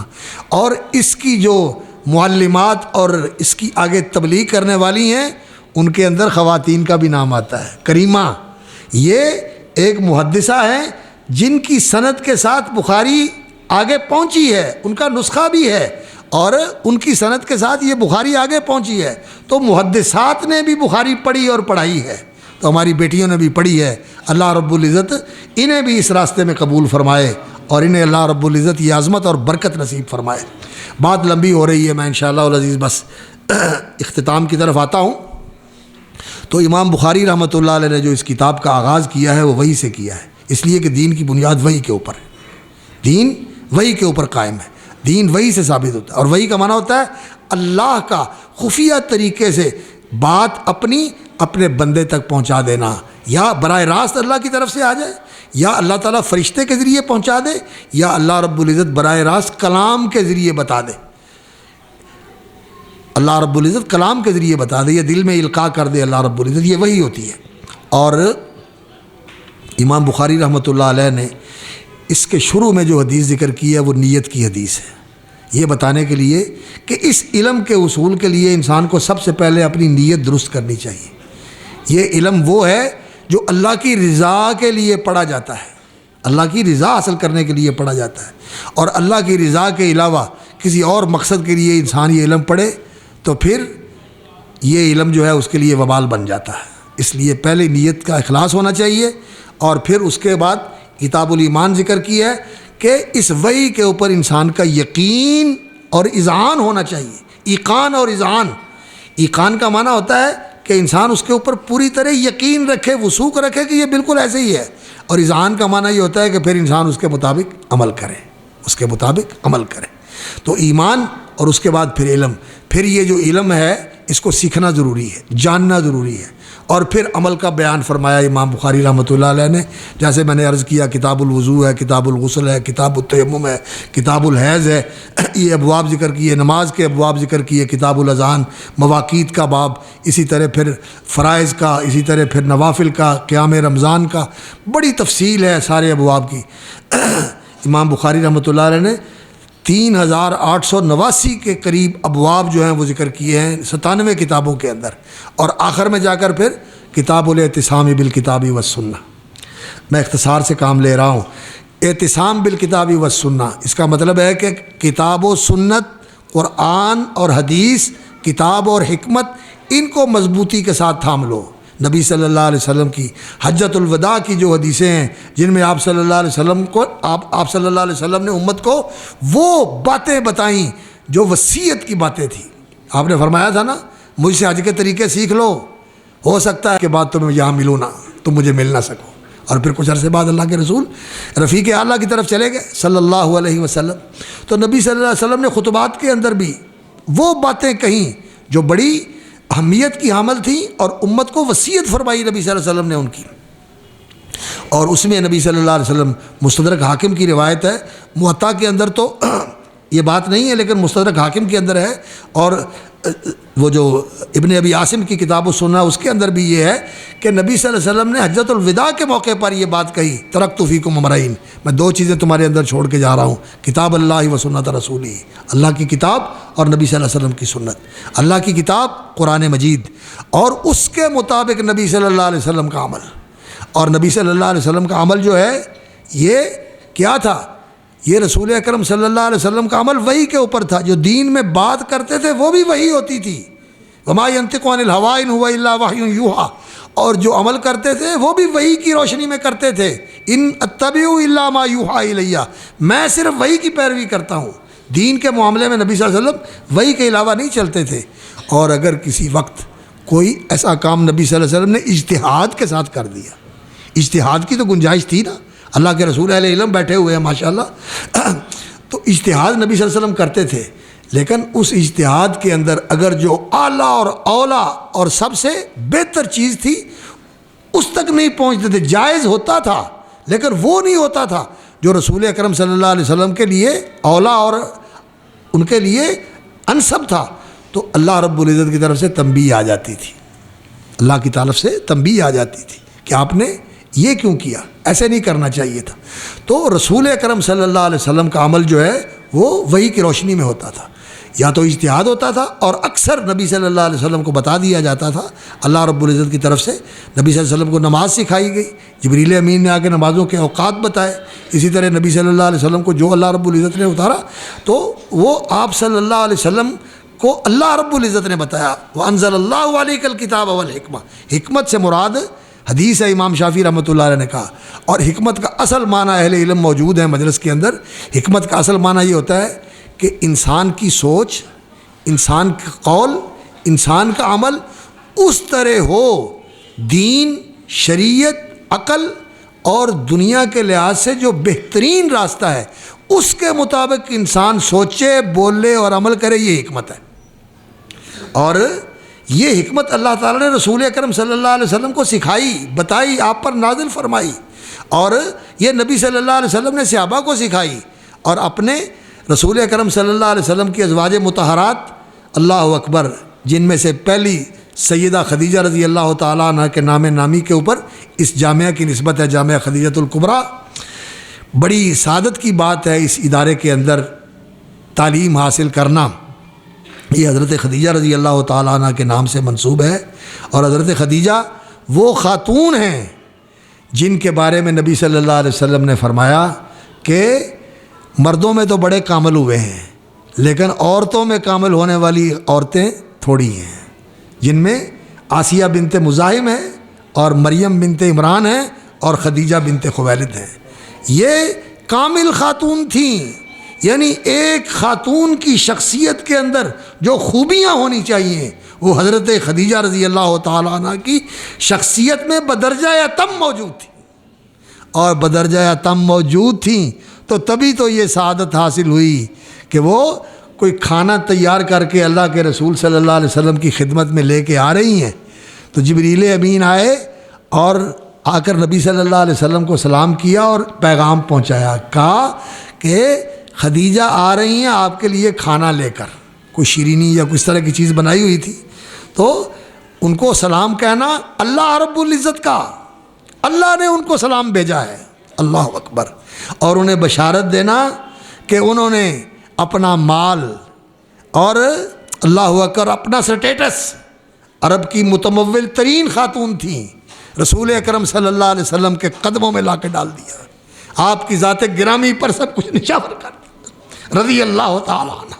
اور مکی دور میں نبی صلی اللہ علیہ وسلم کا ساتھ دیا اور وفا کی, اللہ اکبر, ایسی وفا کی کہ نبی صلی اللہ علیہ وسلم کی ازواج مطہرات ہماری مائیں نبی صلی اللہ علیہ وسلم کے حرم, اس کے بعد آپ صلی اللہ علیہ وسلم کے ساتھ چلتی رہیں, لیکن نبی صلی اللہ علیہ وسلم کو ہمیں خدیجہ ہمیشہ یاد آتی رہی. ان کا ان کا سلوک، ان کا برتاؤ نبی صلی اللہ علیہ وسلم کبھی بھول نہیں سکے۔ تو نبی صلی اللہ علیہ وسلم کے ذریعے پھر ان کو پیغام دیا گیا کہ اللہ رب العزت نے تیرے لیے جنت کے اندر موتی کا گھر تیار کر دیا ہے۔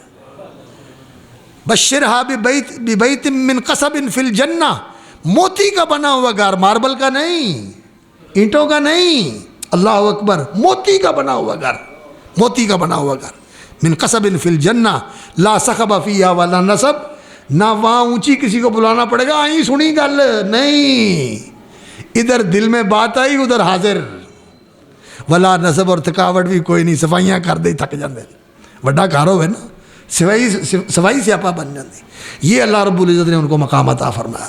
تو سچی بات یہ ہے کہ یہ دین وہ چیز ہے کہ عورتوں کو بھی بہت اونچا مقام دے دیتا ہے، بہت اونچا مقام دیتا ہے، لیکن اللہ اکبر عورتیں جو ہیں نا یہ کمزور ہوتی ہیں، لیکن صحابیات نے رسول اکرم صلی اللہ علیہ وسلم کے ساتھ جو ایمان لانے والی صحابی تھے اور ان کے ساتھ جو صحابیات تھیں، انہوں نے بھی نبی صلی اللہ علیہ وسلم کے ساتھ وفا اور اتباع اور دین کے لیے قربانی کے وہ نمونے پیش کیے ہیں کہ انسانیت کی تاریخ کے اندر خواتین کے شعبے میں اس کی مثال نہیں ملتی، مثال نہیں ملتی۔ اللہ اکبر، ام سلیم اور اسی طرح دیگر خواتین اور نبی صلی اللہ علیہ وسلم کی ازواج مطہرات اور بنات طاہرات، سیدہ فاطمہ رضی اللہ تعالیٰ عنہ، سیدہ زینب رضی اللہ تعالیٰ عنہ، بڑی قربانیاں ہیں ان کی۔ تو اللہ رب العزت ہماری خواتین کو بھی یہ توفیق عطا فرمائے کہ آج یہ نئی تہذیب اور یہ انلائٹنمنٹ کا دور، یہ اللہ اکبر روشن خیالی کا دور، اس دور کے اندر یہ وہ روشنی دنیا کے اندر پھیلائیں جو اللہ نے آسمان سے اتاری ہے۔ وَأَنزَلْنَا إِلَيْكُمْ نُورًا مُبِينًا، یہ جو روشنی لوگوں نے روشنی بنائی ہوئی ہے نا، یہ اندھیرا ہے، یہ اندھیرا ہے، یہ روشنی نہیں ہے۔ روشنی اللہ رب العزت کی اتاری ہوئی روشنی ہے، وہ نور حق اور نور ہدایت جو اللہ نے اتارا ہے اور جو رسول اکرم صلی اللہ علیہ وسلم نے سراج منیر بن کے دنیا کے اندر پھیلایا ہے، اور جو نبی صلی اللہ علیہ وسلم کے علم کے وارث علماء، اللہ اکبر، جن کے بارے میں نبی صلی اللہ علیہ وسلم نے فرمایا فضل العالم علی العابدی، عبادت گزاروں کے اوپر عالم کی فضیلت ایسے ہوتی ہے جیسے چاند کی فضیلت ہوتی ہے 14ویں کی رات میں آسمان کے ستاروں کے اوپر۔ جب چاند نکلتا ہے تو ستارے ماند پڑ جاتے ہیں، یہ روشنی اصل روشنی ہے۔ تو اس روشنی کو پھیلانے کی ضرورت ہے۔ تو امام بخاری رحمۃ اللہ علیہ نے کتاب الاعتصام بالکتاب والسنہ اور اس کے بعد پھر کتاب التوحید لے کے آئے، اس لیے کہ یہ توحید یہ دین کا مرکزہ ہے۔ جیسے نیوکلس ہوتا ہے نا، نیوکلس ہوتا ہے ایٹم کا، نیوکلس ہوتا ہے مرکز، سارے ایٹم کے اجزاء، اس کے نیوٹران، پروٹران اور جو اس کے اندر اجزاء ہے سب اسی کے گرد گھومتے ہیں۔ تو یہ توحید جو ہے یہ دین کا مرکزہ ہے، یہ دین کا نیوکلس ہے۔ سارے دین کی جو تعلیمات ہیں وہ سب اسی سے نکلتی ہیں۔ شیخ الاسلام ابن تیمیہ رحمۃ اللہ علیہ نے فرمایا ساری نیکیوں کی جڑ اور بنیاد اللہ کی توحید ہے، اللہ کی معرفت، اللہ کی معرفت، اللہ کو پہچاننا، اس کے اسماء و صفات کے ساتھ، اس کے اسماء حسنہ کے ساتھ، اس کی صفات اولیٰ کے ساتھ، اس کی نعمتوں کے ساتھ، اس کی نوازشوں کے ساتھ اللہ کو پہچان کر پھر اس اللہ کے بن جانا۔ کیا بن جانا؟ اس کے بندے۔ کیسے بندے؟ شکر گزار بندے، وفادار بندے، اللہ اکبر، اس کی شریعت کو ماننے والے اور اس کی تقدیر پہ بھی راضی رہنے والے۔ رضیت باللہ رباً وبالاسلام دینا وبمحمد صلی اللہ علیہ وسلم نبیہ۔ یہ اللہ کی معرفت اور اللہ کے حکموں کی معرفت اور پھر ان حکموں کی تعمیل، یہ توحید ہے۔ اور اسی سے انسان مسلمان ہوتا ہے، اشہدو ان لا الہ الا اللہ پڑھ کر، توحید کا اقرار کر کے، اور جتنے عمل کرتا ہے اس توحید کو مضبوط کرنے والے، اس کو پوری طرح انسان کی زندگی کے اندر فعال بنانے والے، کہ انسان کے دل میں اللہ کی محبت پیدا ہو جائے، اللہ کی معرفت کے بعد اللہ کی محبت پیدا ہو جائے، اور پھر انسان اس اللہ کی محبت میں قربانی دینے والا بن جائے، ایسا قربانی دینے والا بن جائے اس کا جینا بھی اللہ کے لیے ہو، اس کا مرنا بھی اللہ کے لیے ہو، اس کا خرچ کرنا بھی اللہ کے لیے ہو، اس کی سعی و حرکت، دوڑ دھوپ بھی اللہ کی رضا کے لیے ہو اور اللہ کے دین کے لیے ہو، اللہ کے نام اور اللہ کے کلمے کو اونچا کرنے کے لیے ہو۔ یہ ہے انسانیت کا، انسان کی عظمت اور انسان کی بلندی اور رفعت اللہ تعالیٰ نصیب فرمائے۔ تو دین کا نیوکلس جو ہے وہ توحید ہے، تو کتاب و توحید کے اوپر اس کو ختم کیا۔ توحید سے ہی ابتدا ہوتی ہے اور توحید پر ہی انتہا ہوتی ہے۔ اور نبی صلی اللہ علیہ وسلم نے فرمایا من مات وهو يعلم ان لا الہ الا اللہ، جس کا علم ہے لا الہ الا اللہ، اس نے لا الہ الا اللہ کو سمجھا، جانا، مانا اور پھر اپنی زندگی کے اندر اس کو قائم کیا، وہ جنت میں جائے گا۔ اور جس کو اللہ تعالیٰ سعادت نصیب کرے، اس کا علم بھی ہو اور اللہ اس کی زبان پر بھی جاری کر دے، من کان آخر کلام ہی لا الہ الا اللہ۔ سنن نبی داؤد کی صحیح حدیث ہے کہ جس کو اللہ آخر وقت میں لا الہ الا اللہ نصیب کر دے وہ جنت میں جاتا ہے۔ اور کئی اہل علم ہمارے رفقاء میں سے اور ہمارے بڑے اچھے مہربان دوستوں میں سے قاری عبد المتین اصغر صاحب رحمۃ اللہ علیہ تھے۔ آپ لوگوں نے دیکھا کیسی اللہ رب العزت نے ان کو سعادت کی موت نصیب فرمائی کہ قرآن کی آیت پڑھ رہے ہیں، قرآن کی آیت کے الفاظ ان کی زبان کے اوپر ہیں اور اللہ رب العزت نے ان کو اپنے پاس بلا لیا۔ اللہ اکبر۔ اسی طرح امام ابو زرع رحمۃ اللہ علیہ تھے، وہ بے ہوش ہو گئے، کومے میں چلے گئے، ہوش میں نہیں آ رہے، تو کسی نے کہا کہ ان کے پاس حدیث کا متن پڑھنا شروع کر دو، تو وہ حدیث کا متن پڑھنا شروع کیا۔ حدیث کا متن پڑھتے پڑھتے جب صحابی کا نام آیا اور نبی صلی اللہ علیہ وسلم کے نام کے بعد اللہ اکبر، من کان آخر کلام ہی لا الہ الا اللہ، ان کی آنکھیں کھل گئیں تو انہوں نے وہ حدیث پڑھنی شروع کر دی، اور من کان آخر کلام ہی لا الہ الا اللہ دخل الجنہ۔ اللہ اکبر، کتنی سعادت کی بات ہے، کتنی سعادت کی بات ہے۔ تو جس کو اللہ رب العزت آخر وقت میں لا الہ الا اللہ نصیب کر دے وہ جنت میں چلا جاتا ہے۔ لیکن لا الہ الا اللہ سچا لا الہ الا اللہ ہونا چاہیے، علم والا ہونا چاہیے، جہالت والا نہیں، محبت والا ہونا چاہیے، نفرت والا نہیں۔ کئی لوگوں کو لا الہ الا اللہ سے نفرت ہے۔ میرے بچپنے کی بات ہے، والد صاحب رحمۃ اللہ علیہ نے مسجد کا جو محراب تھا نا، اس کے اوپر والی سائڈ میں گلی تھی، جیسے آج کل لوگ جو ہے نا یہ اشتہار نہیں لگا دیتے اونچی دیواروں کے اوپر، تو والد صاحب رحمۃ اللہ علیہ نے نا کلمے کا ترجمہ کروا کے، وہ ایک وسیقہ نویس ہوتے تھے بزرگ، تو ان کا یہ طریقہ تھا کہ وہ کلمے کا ترجمہ انہوں نے پنجابی میں کیا ہوا تھا اور مور بنائی ہوئی تھی، بچوں کو دیتے تھے اور کہتے تھے یہ یاد کر کے مجھے سناؤ میں تمہیں ٹافی دوں گا۔ بچے یاد کرتے تھے اور انہوں نے مسجد کی دیوار کے اوپر وہ لکھوا دیا، اللہ باج عبادت لائق دوجا ہور نہ کائی، حضرت پاک محمد صلی اللہ علیہ وسلم ہیں رسول الہی۔ یہ پنجابی کا شعر بنا کر نا کلمے کا ترجمہ وہ دیوار کے اوپر لکھایا ہوا تھا۔ تو ایک بندہ گزرا، کہتا اللہ باج عبادت لائق دوجا ہور نہ کائی لے، اللہ تو سوا اور ہے ہی کوئی نہیں، یہ کہڑی گل ہوئی، یہ کہڑی گل ہوئی۔ اے وابی انہوں نے مسجد کے اندر بھی لا الہ الا اللہ لکھیا ہے تے باہر بھی لکھیا ہے کہ دوجا ہور نہ کائی، نہیں، اتنے بڑیاں بڑیاں ہستیاں پئیاں نے۔ اللہ لا الہ الا اللہ گوارا نہیں، ہضم نہیں ہوتا، اور لا الہ الا اللہ کی سچی بات ہے۔ اگر اس توحید کو نکھارا جائے، کھولا جائے تو اللہ اکبر، اذا ذکر اللہ وحدہ اشمئزت قلوب الذین لا یؤمنون بالآخرہ، ان کے دل سکڑ جاتے ہیں، ان کے چہروں پہ سیاہیاں آ جاتی ہیں۔ وَإِذَا ذُكِرَ الَّذِينَ مِن دُونِهِ، جب یہ کہا جائے کہ یہ فلاں کی نگری ہے، یہ دیتا ہے، وہ کرتا ہے، وہ مدد کرتا ہے، وہ ایسے کرتا ہے، اذا ہم یستبشرون، ان کی باتیں کھل جاتی ہیں، چہروں پہ رونقیں آ جاتی ہیں۔ توحید آج توحید مظلوم ہے، آج توحید مطعون ہے، آج توحید کی بات کی جائے لوگ پتھر مارتے ہیں، سچی بات ہے، آج بھی پتھر مارتے ہیں لوگ، حملے کرتے ہیں۔ ایسے دوست ہیں، اللہ تعالیٰ ان کے درجے بلند کرے، جنہیں توحید بیان کرنے کی وجہ سے گولی کا نشانہ بنایا، گولیوں کا نشانہ بنایا، ایسے لوگ ہیں۔ اللہ اکبر۔ توحید واقعتاً نبیوں کی دعوت توحید ہے، رسول اکرم صلی اللہ علیہ وسلم کی دعوت بھی توحید ہے۔ تو امام بخاری رحمۃ اللہ علیہ نے آخر میں کتاب التوحید کا ذکر کیا، اور چونکہ اجتماع بیٹیوں کے درس کا اجتماع ہے اور خواتین بھی تشریف لائی ہوئی ہیں، اس لیے میں خاص طور پر کہوں گا کہ عقیدے کے معاملے میں عورتیں کمزور ثابت ہوتی ہیں۔ بندہ جو ہے تھوڑا عظیمت کا مظاہرہ بھی کرے تو وہ کہتی ہیں نہیں اوتھے لے چلیے، اولاد نہیں ہو رہی، اتنا چر ہو گیا شادی کی تھی، بچیاں دی، بچی دی، اولاد نہیں ہو رہی، وہ فلانا تویز دیندا ہے، وہ فلانی قبر تو جو جا کے لوگ کھا کے شفا لے آؤندے نے، اتوں پانی دی بوتل بھر کے لے آؤندے نے، اتوں کچھ ہلا لے آؤندے نے، جا کے اتنے جا کے اللہ کی بندیوں نہیں، ایسا نہیں ہونا چاہیے۔ اللہ اکبر۔ عورت ذات اگر اس کو اللہ تعالیٰ ایمان نصیب کر دے، دین کی حقیقت نصیب کر دے، تو اس کو جو عزیمت اور جو جرت اور جو استقلال اللہ رب العزت نصیب کرتا ہے، میں تو حیران ہو جاتا ہوں۔ حضرت آف صاحب تشریف فرمائے، اللہ تعالیٰ نے عزیمت و استقلال کے لیے جو مومنوں کے لیے، قیامت تک آنے والے مومنوں کے لیے جس عورت کو مثال بنا کر بیان کیا ہے، وہ کون ہے؟ آسیہ بنت مزاحم، فرعون کی بیوی۔ فرعون کی بیوی جو رانی تھی، ملکہ تھی، راجدھانی کے اوپر اور راج سنگھاسن کے اوپر بیٹھتی تھی، اور پورا ملک جو ہے مصر کا، یہ ان کا پانی بھرتا تھا، اور بنی اسرائیل کے لوگ ان کی غلامی کرتے تھے۔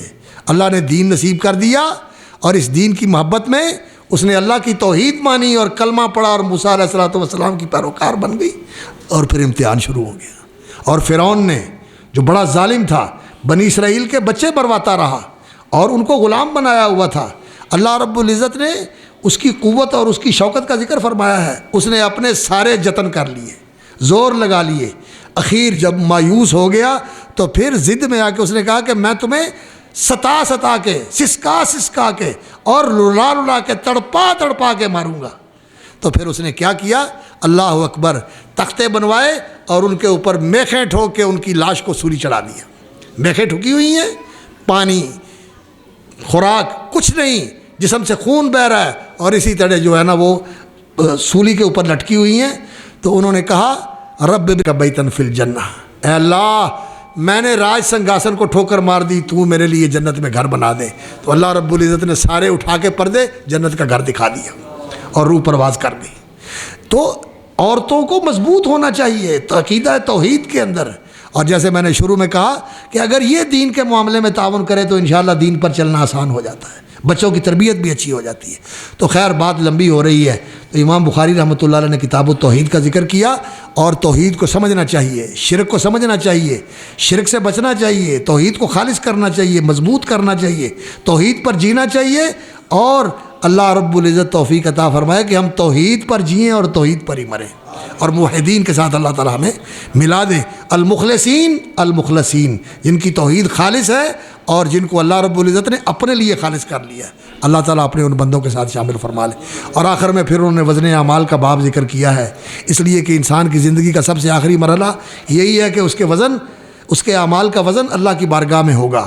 اللہ رب العزت نے اس کے لیے ترازو بنایا ہوا ہے جس میں اعمال کا وزن ہوگا۔ باب قول اللہ تعالی وَنَضَعُ الْمَوَازِينَ الْقِسْطَ لِيَوْمِ الْقِيَامَةِ، اللہ رب العزت نے فرمایا باب قول اللہ تعالی، اللہ رب العزت کا فرمانا کہ وَنَضَعُ الْمَوَازِينَ الْقِسْطَ لِيَوْمِ الْقِيَامَةِ وَأَنَّ أَعْمَالَ بَنِي آدَمَ وَقَوْلَهُمْ يُوزَنُ، اللہ کا فرمان ہے، سورہ الانبیاء کی آیت ہے، وَنَضَعُ الْمَوَازِينَ الْقِسْطَ لِيَوْمِ الْقِيَامَةِ، ہم سراپا عدل کا ترازو رکھیں گے۔ القسط، الموازین القسط، یہ اس کی صفت بھی ہو سکتی ہے، یا الموازین ذوات القسط، وہ موازین جو قسط والے ہیں۔ میزان تو ایک ہی ہوگا، جمع جو اس کی لائی گئی ہے یہ تفخیم کے لیے، تعظیم کے لیے ہے، یا پھر یہ اس لیے ہے کہ جتنے لوگوں کے وزن کیے جائیں گے، ہر ایک کے لیے میزان، ہر ایک کے لیے میزان، ہر ایک کے لیے میزان، ایک ہی میزان ہے۔ تو تولے جانے والے اعمال اور جن کے اعمال تولے جائیں گے یہ اشخاص، یہ متعدد ہیں، اس لیے اس کو جمع کے طور پر ذکر فرما دیا۔ وَنَضَعُ الْمَوَازِينَ الْقِسْطَ لِيَوْمِ الْقِيَامَةِ، قیامت کے دن کے لیے، یعنی قیامت کے دن حساب کے لیے، جزا کے لیے اور اعمال کے تولنے کے لیے، یا لام جو ہے فی کے معنی میں وہ فی یوم القیامہ، قیامت والے دن اللہ رب العزت وہ نصب کریں گے۔ اللہ اکبر، اور یہ بڑا مشکل مرحلہ ہوگا۔ اس آیت کی تفسیر میں ایک حدیث سنا کر میں بات آگے بڑھاتا ہوں۔ رسول اکرم صلی اللہ علیہ وسلم کے پاس ایک صحابی آئے اور آ کے عرض کیا، یا رسول اللہ میرے غلام اور نوکر ہیں، وہ جھوٹ بھی بولتے ہیں، کام چوری بھی کرتے ہیں، کام خراب بھی کرتے ہیں، میری دل آزاری بھی کرتے ہیں، اور میرا کام بگاڑ بھی دیتے ہیں، نقصان بھی کرتے ہیں، اور میں بھی انسان ہوں، غصہ آ جاتا ہے تو میں ان کو مار بھی لیتا ہوں اور گالی گلوچ بھی کر لیتا ہوں، سخت سست بھی کہہ لیتا ہوں، تو یا رسول اللہ کیا بنے گا؟ نبی صلی اللہ علیہ وسلم نے فرمایا کہ جو ان کی خیانت، کوتاہی یا تیری دل آزاری وہ کرتے ہیں، اس کو بھی تولا جائے گا، اکٹھی کی جائے گی، جو انہوں نے کیا ہے اس کو بھی تولا جائے گا، اور تو نے جو کسی کو سخت سست کہہ دیا یا مار پٹائی کر دی یا کوئی برا لفظ بول دیا، اس کو بھی تولا جائے گا۔ اگر تو اللہ اکبر ان کی کوتاہی بڑھ گئی اور یہ تیرا سزا دینا اور تیرا سختی کرنا یہ گھٹ گیا، تو ان کے اوپر بوجھ ہوگا، تو بچ جائے گا۔ اور اگر اللہ اکبر یہ تیرا مارنا اور تیرا سختی کرنا یہ بڑھ گیا اور ان کی کمی کوتاہی یہ گھٹ گئی تو پھر تجھے پکڑ لیا جائے گا اور اللہ اکبر تیری نیکیاں ان کو دے دی جائیں گی۔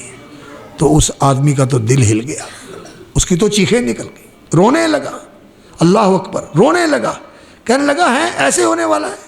تو نبی صلی اللہ علیہ وسلم نے فرمایا یہ کو میں نے اپنی طرف سے نہیں کہا، یہ اللہ کا فرمان ہے، وَنَزَعُ الْمَوَازِينَ الْقِسْطَ لِيَوْمِ الْقِيَامَةِ فَلَا تُظْلَمُ نَفْسٌ شَيْئًا، کسی پر زیادتی نہیں ہوگی، وَإِنْ كَانَ مِثْقَالَ حَبَّةٍ مِّنْ خَرْدَلٍ، اور اگر رائی کے دانے کے برابر بھی کوئی چیز ہوگی ہم لا کے حاضر کر دیں گے، أَتَيْنَا بِهَا وَكَفَىٰ بِنَا حَاسِبِينَ۔ تو اللہ رب العزت نے وزن کرنا ہے اعمال کا۔ اور یہاں میں ایک بات بتا دوں کہ جو اعمال کا وزن ہے توحید کے ساتھ، کلمے کے ساتھ، ایمان کے ساتھ اعمال کے اندر وزن آتا ہے۔ ایمان کے بغیر کافر کے اعمال کا کوئی وزن نہیں، مشرک کے اعمال کا کوئی وزن نہیں۔ مشرک جو کرتا ہے برباد ہو جاتا ہے۔ وَلَوْ أَشْرَكُوا، اللہ نے نبیوں کا ذکر کر کے ہمیں جھنجھوڑنے کے لیے کہا اگر ان کے نامہ عمل میں بھی شرک ہو تو ان کا بھی سب کچھ برباد ہو جائے۔ اللہ نے پہلے نبیوں کو بھی یہ کہا، نبی صلی اللہ علیہ وسلم کو بھی یہ بتایا، نبی صلی اللہ علیہ وسلم کو بتا کر ہمیں سمجھایا کہ شرک ایسا سنگین گناہ ہے کہ اس کی معافی نہیں ہے۔ صرف معافی نہیں ہے بلکہ اس کی وجہ سے ساری نیکیاں بھی برباد ہو جاتی ہیں، نیکیاں بھی برباد ہو جاتی ہیں۔ مشرک کا عمل ضائع، کافر کا عمل ضائع، نیکی نہیں ہوتی، وہ نیکی نہیں بنتی ایمان کے بغیر اور توحید کے بغیر۔ اور اسی طرح سنت کے ساتھ وزن بنتا ہے عمل کا، سنت کی اتباع کے ساتھ۔ جو بدعت ہو، جو دین سے ہٹا ہوا ہو، نبی صلی اللہ علیہ وسلم کے طریقے سے ہٹا ہوا کام ہو، نبی صلی اللہ علیہ وسلم نے فرمایا مردود، کرنے والا بھی مردود، عمل بھی مردود، عمل بھی مردود۔ تو توحید والا کام ہو، اتباع سنت والا کام ہو، یہ تو ہے دین کے معاملات میں، یہ وزن ہے دینی معاملات میں، عبادات کے اندر، دین کے کاموں کے اندر۔ اور جو لوگوں کے ساتھ معاملہ ہے انسان کا، اس میں انسان کا اچھا اخلاق۔ نبی صلی اللہ علیہ وسلم نے فرمایا، ترمذی شریف کی حدیث ہے، اثقل شیء فی المیزان، عمل کے ترازو میں سب سے بھاری رکھے جانے والی چیز جو ہے وہ کیا ہے؟ انسان کا اچھا اخلاق، انسان کا اچھا برتاؤ۔ اس لیے میں حضرات سے بھی کہوں گا اپنا برتاؤ اچھا کرو، رشتہ داروں کے ساتھ، ماں باپ کے ساتھ، بیوی بچوں کے ساتھ، بہن بھائیوں کے ساتھ، محلے داروں کے ساتھ، اپنے ماتحتوں کے ساتھ۔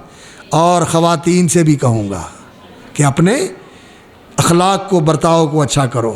بے شک ماں باپ ہوں یا بہن بھائی ہوں، اور سسرال کے گھر میں ساس ہو یا نند ہو، یا اللہ اکبر جو جٹھانیاں اور دیورانیاں ہوتی ہیں ان کے ساتھ بھی اچھا برتاؤ کرو، اخلاق اچھا ہونا چاہیے۔ یہ ترازو جو نیکیوں کا، اعمال کا ترازو ہے، اس کے اندر یہ سب سے بھاری چیز ثابت ہوگی۔ اور نبی صلی اللہ علیہ وسلم نے فرمایا کہ انسان حسن اخلاق اور اچھے برتاؤ کے ساتھ وہ درجہ پا لیتا ہے جو انسان ہمیشہ روزے رکھتا ہے، نوافل پڑھتا ہے، وہ اس مقام تک نہیں پہنچ پاتا جس پر اچھے اخلاق والا بندہ پہنچ سکتا ہے۔ درجۃ الصائم القائم، ہمیشہ روزے رکھنے والا، نوافل کی کثرت کرنے والا، جو وہ جس مقام تک وہ پہنچتا ہے، یہ اللہ رب العزت نیک اچھے اخلاق والے کو اللہ رب العزت وہ درجہ عطا کر دیتے ہیں۔ اور پھر اس کے بعد امام بخاری رحمۃ اللہ علیہ نے ایک دو لغوی فوائد ذکر کیے ہیں۔ امام مجاہد کا قول، وقال مجاہد القسطاس والعدل بالرومیہ، تو رومی زبان کا یہ لفظ یہ معنی نہیں ہے کہ یہ رومی زبان سے لے کر قرآن میں ہے، قرآن تو سارا عربی میں نازل ہوا ہے۔ اصل بات یہ ہے کہ یہ رومی زبان میں بھی لفظ استعمال ہوتا ہے اور عربی زبان میں بھی استعمال ہوتا ہے۔ اور اصل بات یہ ہے کہ جیسے مکہ ام القریٰ ہے، ساری بستیوں کی ماں ہے، اسی طرح عربی جو ہے یہ ام الالسنہ ہے، ساری زبانوں کی ماں ہے۔ اللہ نے قرآن عربی زبان میں اتارا ہے۔ انا جعلناہ قرآنا عربیہ ولو جعلناہ قرآنا اعجمیٰ لقالوا لولا فصلت آیاتہ۔ قرآن کے اندر امام شافعی رحمۃ اللہ علیہ اور محققین علماء، اگرچہ بہت سارے علماء کہتے ہیں کہ دوسری زبانوں کے الفاظ ہیں اس لیے کہ یہ سارے لوگوں کے لیے قرآن ہے، لیکن یہ جو دوسری زبانوں کے الفاظ اس میں استعمال ہوئے ہیں یہ دوسری زبان میں بھی استعمال ہوتا ہے، لیکن یہ لفظ عربی ہے، ایسا لفظ نہیں ہے جس کا عربوں کو معنی نہ آتا ہو۔ عرب اس کو جاننے والے موجود تھے۔ ہاں یہ ہو سکتا ہے کہ قرآن مجید کا کوئی ایسا لفظ ہو جو کسی عربی کو نہیں آتا لیکن دوسرے عربوں کو آتا ہے، ایسی چیزیں ہیں ایک کو نہیں آتی تھی دوسرے کو آتی تھی، لیکن یہ قرآن مجید کے اندر جو الفاظ ہیں وہ عربی کے الفاظ ہیں۔ تو اس کا معنی یہ ہے کہ یہ رومی زبان میں بھی لفظ استعمال ہوتا ہے اور وہاں عدل کے معنی میں استعمال ہوتا ہے۔ القسطاس والعدل بالرومیہ ویقال القسط مصدر المقسط، قسط جو ہے قاف کے کسرے کے ساتھ زیر کے ساتھ یہ عدل کے معنی میں استعمال ہوتا ہے، اسی سے لفظ استعمال ہوا ہے مقسط، مجرد نہیں استعمال ہوتا، مزید فی استعمال ہوتا ہے، وہ عدل کے معنی میں اقسط یقسط واقسط ان اللہ یحب المقسطین شہد اللہ انہ لا الہ الا ہوا والملائکۃ واولو العلم قائما بالقسط، قسط عدل کے معنی میں استعمال ہوتا ہے۔ اور قاف کے فتح کے ساتھ قسط مجرد کا لفظ جو ہے قاسطہ وہ جور اور ظلم کے معنی میں استعمال ہوتا ہے، جیسا کہ فرمایا وَأَمَّا الْقَاسِطُ القسط مصدر المقسط وهو العادل وَأَمَّا الْقَاسِطُ فَهُوَ الْجَائِرُ۔ قاسط جو ہے سورہ جن میں اللہ رب العزت نے یہ ذکر فرمایا جنوں کا قول وَأَنَّا مِنَ الْمُسْلِمُونَ وَمِنَ الْقَاسِطُونَ وَأَمَّا الْقَاسِطُونَ فَكَانُوا لِجَهَنَّمَ حَطَبًا، تو اس کا معنی ظالم ہے۔ اور پھر امام رحمۃ اللہ علیہ نے وہ سند ذکر کی ہے اپنی، حدثنا احمد بن اشکاب قال حدثنا محمد بن فضیل عن عمارۃ بن القعقاع عن ابی زرعۃ عن ابی ہریرہ رضی اللہ تعالیٰ عنہ۔ احمد بن اشکاب یہ بھی کوفی ہیں اور ان کے استاذ جو ہیں محمد بن فضیل بن غزوان، محمد بن فضیل بن غزوان زبی الکوفی، یہ بھی کوفے کے رہنے والے ہیں۔ ان کے استاذ عن عمارۃ بن القعقاع عن ابی زرعۃ، ان کے استاد عمارۃ بن القعقاع، یہ عمارۃ بن القعقاع عبداللہ ابن شبرمہ جو قاضی تھے کوفے کے اور امام ابو حنیفہ کے ہمعصر ہیں، وہ عبداللہ ابن شبرمہ تھے اور یہ قعقاع کے بیٹے ہیں، یہ ان کے بھتیجے لگتے ہیں عبداللہ ابن شبرمہ قاضی کے، یہ بھی کوفی تھے اور ان کے استاد جو ہیں وہ ابو زرع ہیں۔ یہ ابو زرع جو ہیں ان کا نام عمر بھی بتاتے ہیں، حرم بھی بتاتے ہیں۔ عرب جو تھے وہ اپنی کنیت کے ساتھ بھی معروف ہو جاتے تھے، نام کی بجائے لوگ کنیت کے ساتھ بلانا شروع کرتے تھے ابو زرع۔ تو ابو زرع جو اپنی کنیت کے ساتھ معروف ہے، حضرت جریر بن عبداللہ بجلی رضی اللہ تعالیٰ عنہ کے پوتے ہیں، اپنے دادا سے بھی روایت کرتے ہیں، ابو ہریرہ سے بھی روایت کرتے ہیں رضی اللہ تعالیٰ عنہم وعن الصحابۃ اجمعین۔ تو ابو ہریرہ رضی اللہ تعالیٰ عنہ حافظ الحدیث اور راویۃ الاسلام ہیں، جنہوں نے حدیثیں روایت کی ہیں اور اللہ کے نبی صلی اللہ علیہ وسلم کی خدمت میں جو ان کا وقت آپ کے ساتھ گزرا ہے وہ 3 سال اور کچھ دن ہیں، اور ان 3 سال کی مدت میں انہوں نے نبی صلی اللہ علیہ وسلم سے جو سیکھا اور جو جمع کیا، اللہ اکبر، وہ کسی اور کے پاس اتنا علم نہیں تھا جتنا ابو ہریرہ رضی اللہ تعالیٰ عنہ کے پاس تھا۔ ایک دفعہ حضرت عائشہ رضی اللہ تعالیٰ عنہ نے عرض کیا، انہوں نے کہا ابو ہریرہ یہ تم اتنی حدیثیں کہاں سے لے آتے ہو؟ تو وہ کہنے لگے اماں جان، آپ رسول اکرم صلی اللہ علیہ وسلم کے حرم میں ہماری ماں ہیں، آپ کو تو کوئی اس طرح کا بھی اہتمام ہوتا تھا کہ ذرا اپنے آپ کو سیٹ ویٹ رکھنا ہے، سرمے کا اور شیشے کا بھی اہتمام کرتی ہوں گی۔ اور ابو ہریرہ کو سوائے علم کے اور کوئی دھندا ہی نہیں تھا، پیٹ بھر لیا تو ٹھیک ہے، نہیں بھرا تو بھوکا ہی ابو ہریرہ ہر وقت حدیثوں کی تلاش میں اور حدیثوں کی جستجو میں لگا رہتا ہے۔ ابو ہریرہ کو تو کوئی کام ہی نہیں تھا، اور اسی لیے حضرت ابو ہریرہ رضی اللہ تعالیٰ عنہ کے اس شوق اور جذبے کی بھی نبی صلی اللہ علیہ وسلم نے تحسین فرمائی۔ ایک دن انہوں نے عرض کیا یا رسول اللہ من اسعد الناس بشفاعتک یوم القیامہ، سب سے زیادہ جس کو آپ کی شفاعت اور سفارش کی سعادت حاصل ہوگی وہ کون خوش نصیب ہے؟ تو نبی صلی اللہ علیہ وسلم نے فرمایا ابو ہریرہ میں سمجھتا تھا کہ اس حدیث کے بارے میں تو ہی پوچھے گا، تو اس سے پہلے اور کوئی نہیں پوچھے گا، تیرا حدیث کا شوق اور تیری حدیث کی حرص میں نے دیکھی ہے، میں سمجھتا تھا کہ تو ہی پوچھے گا۔ پھر آپ نے جواب دیا کہ جس نے دل کے اخلاص کے ساتھ اور صدق کے ساتھ لا الہ الا اللہ پڑھا ہوگا اس کو میری شفاعت نصیب ہوگی۔ تو توحید کے ساتھ ہی شفاعت نصیب ہوگی، توحید کے ساتھ ہی جنت ملے گی، اور توحید کے ساتھ ہی اللہ رب العزت کی طرف سے انعام اور اکرام کا انسان مستحق ہوگا۔ تو حضرت ابو ہریرہ رضی اللہ تعالیٰ عنہ روایت بیان کرتے ہیں قال قال النبی صلی اللہ علیہ وسلم کلمتان حبیبتان الی الرحمن، 2 کلمے ہیں، 2 بول ہیں، حبیبتان الی الرحمن جو اللہ کو بڑے محبوب ہیں۔ اللہ تعالیٰ محبت کرتے ہیں، اللہ کو بندوں سے بھی محبت ہے، اور اللہ رب العزت کو بندوں کے افعال سے بھی محبت ہے۔ بندوں کے افعال میں بھی اللہ رب العزت کو کئی چیزیں پسند ہیں، اور اللہ رب العزت کو بندے بھی پسند ہیں۔ یحب المتقین، یحب التوابین، یحب المتطہرین، یحب المحسنین۔ اللہ رب العزت تقوی شعاروں کو، پاک بازوں کو، احسان کرنے والوں کو پسند فرماتے ہیں، بندوں سے بھی محبت کرتے ہیں، اور ان کے اعمال سے بھی اللہ رب العزت کو محبت ہوتی ہے، جو اللہ کی پسندگی کے اعمال ہیں، جو اللہ نے جن کا حکم دیا ہے، نوافل کی، فرائض کی پابندی کرنا، یہ اللہ رب العزت کو محبوب ہے کہ انسان فرائض کی پابندی کرے، نوافل کا اہتمام کرے، یہ اللہ رب العزت کو محبوب ہے۔ اسی طرح اللہ رب العزت اللہ اکبر، اللہ رب العزت یہ پسند کرتے ہیں کہ کسی کی پردہ پوشی کی جائے، اور اللہ رب العزت معاف کرنے والے ہیں، معاف کرنے کو پسند کرتے ہیں۔ کوئی غلطی کر دے، کوئی زیادتی کر دے تو معاف کر دینا چاہیے۔ اللہ تعالیٰ عفو پسند کرتا ہے کہ کوئی معاف کرنے والا ہو۔ اسی طرح اللہ اپنے بندوں پر خرچ کرتا ہے، اور جو اللہ کے بندوں پر خرچ کرتے ہیں اللہ ان کو بھی پسند کرتا ہے۔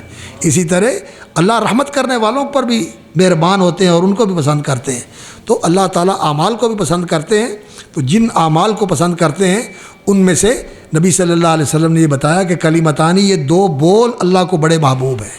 ایک اللہ کی تسبیح کا بول، تسبیح کا معنی ہوتا ہے اللہ کی تنزیح، اس کی پاکی بیان کرنا، اس کی تقدیس، اس کی تنزیح، یعنی وہ پاک ہے، ہر نقص سے پاک ہے، ہر شر سے پاک ہے، ہر عیب سے پاک ہے، ہر کمزوری سے پاک ہے، کسی قسم کی کمی سے پاک ہے، ساری خوبیاں اور کمالات اس کے اندر ہیں، اور اس کی ذات اور اس کی جناب میں کسی کمی کمزوری اور کسی عیب اور نقص کا تصور بھی نہیں کیا جا سکتا۔ اللہ اس سے پاک ہے۔ سبحان اللہ، سبحان جو ہے یہ تسبیح کا عالم ہے، یعنی اس سے مراد تسبیح ہوتی ہے، اور سبحان اللہ کا معنی ہوتا ہے اسبح اللہ تسبیحا، یعنی میں اللہ رب العزت کی پاکیزگی اور تنزیہ کا اظہار اور اقرار اور اعلان کرتا ہوں اور کرتی ہوں۔ دونوں کے لیے ایک ہی صیغہ ہے، مذکر کے لیے بھی اور مؤنث کے لیے بھی۔ اسبح، میں تسبیح بیان کرتا ہوں اللہ کی، میں تسبیح بیان کرتی ہوں اللہ کی۔ اور جب انسان یہ کلمہ بولتا ہے تو اللہ رب العزت کو یہ کلمہ محبوب ہے کہ یہ میری تقدیس کر رہا ہے، میری تنزیہ کر رہا ہے، اور میری پاکی بیان کر رہا ہے، اور ہر کمی کمزوری اور عیب سے مجھ کو برتر قرار دے رہا ہے، اعلیٰ اور عرفہ قرار دے رہا ہے۔ اور اللہ رب العزت نے اپنی تسبیح کا قرآن مجید میں خود بھی اعلان کیا ہے، سبحان اللہ عما یشرکون، جو لوگ اللہ کے شریک بناتے ہیں اللہ ان سے پاک، اس کا کوئی شریک نہیں۔ اللہ رب العزت سبحانہ و تعالی عما یصفون، یہ لوگ جو اللہ کے بارے میں باتیں بناتے ہیں کہ اس نے کوئی ایسی ہستیاں بنائی ہوئی ہیں جن کو اپنے اختیارات دے دیے ہیں، وہ خود بالکل الگ تھلگ ہو کے بیٹھ گیا ہے۔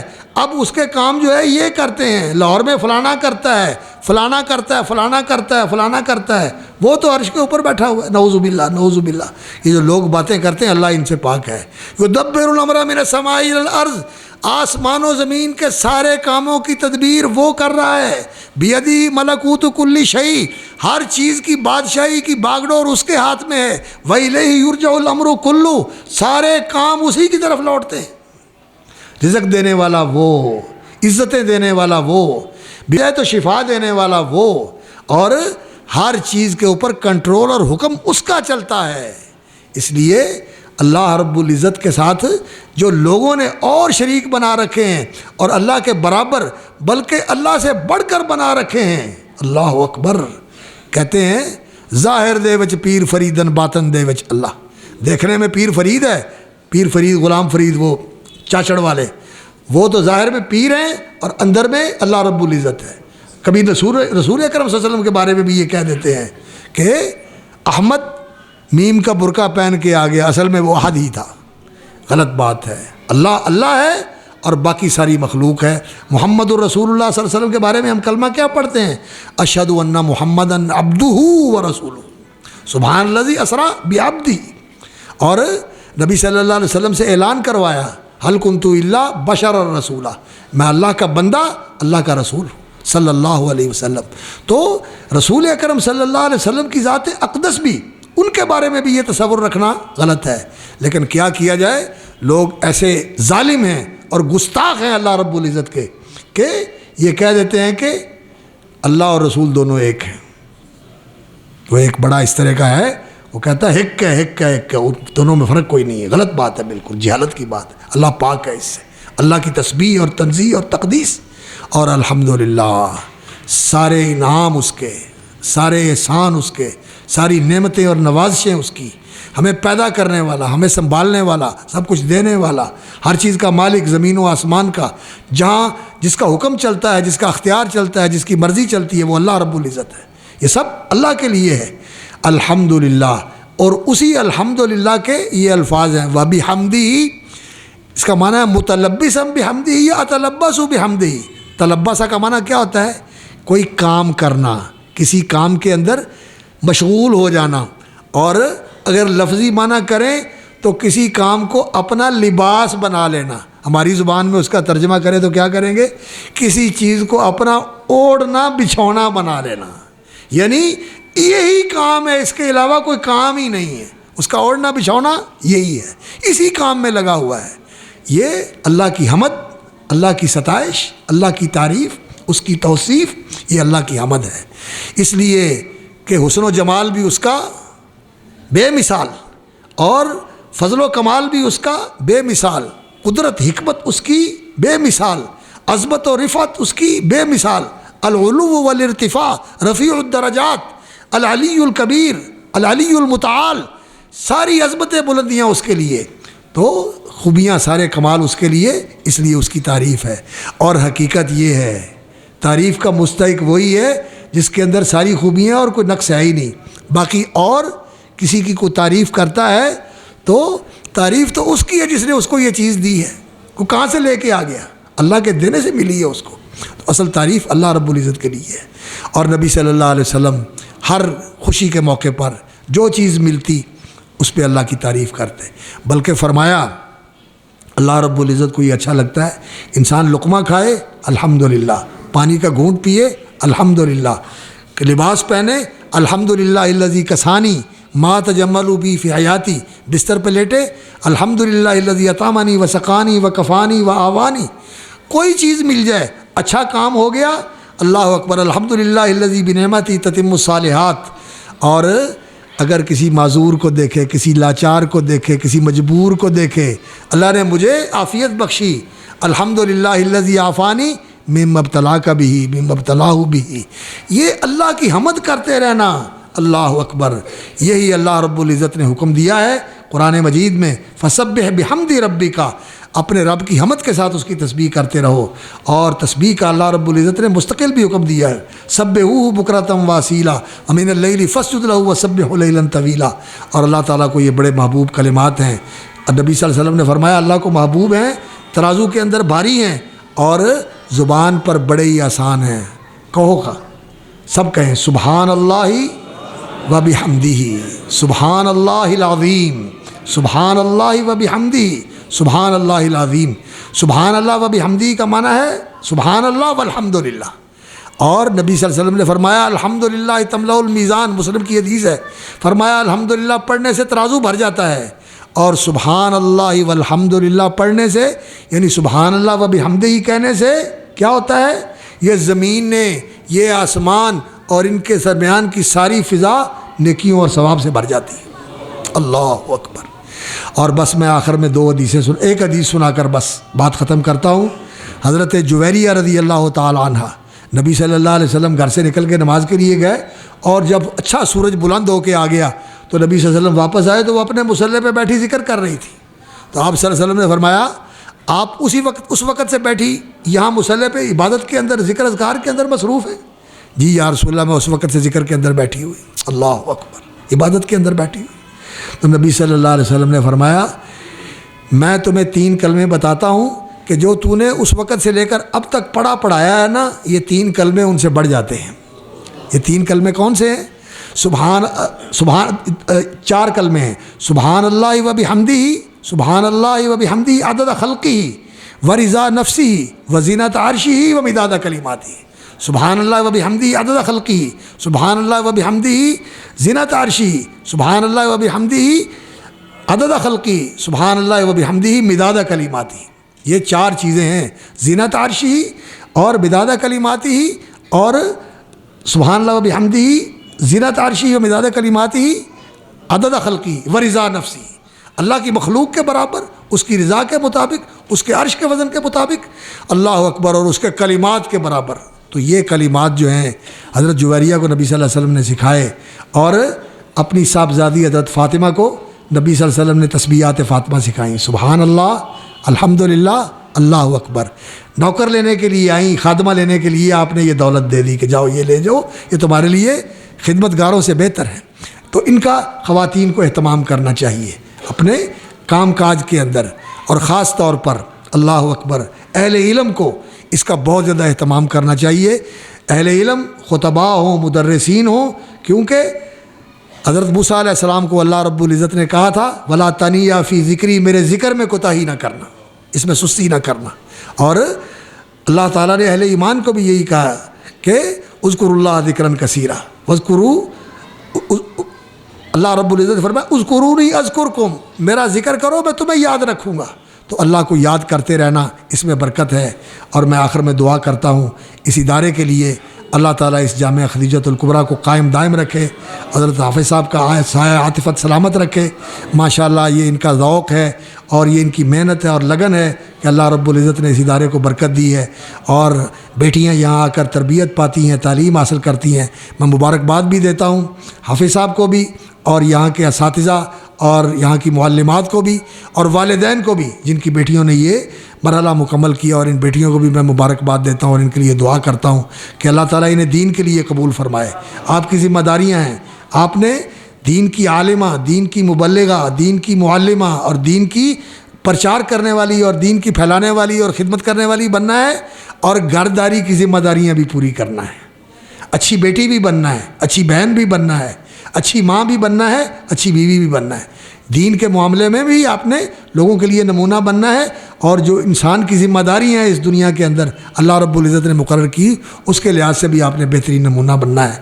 اللہ تعالیٰ آپ کے نصیب اچھے کرے، اللہ تعالیٰ آپ کو کامیاب کرے، عزت کے ساتھ نوازے، برکت کے ساتھ نوازے، اور دین کے راستے میں قبول فرمائے۔ سبحان ربک رب العزت عما یصفون وسلام علی المرسلین والحمد للہ رب العالمین۔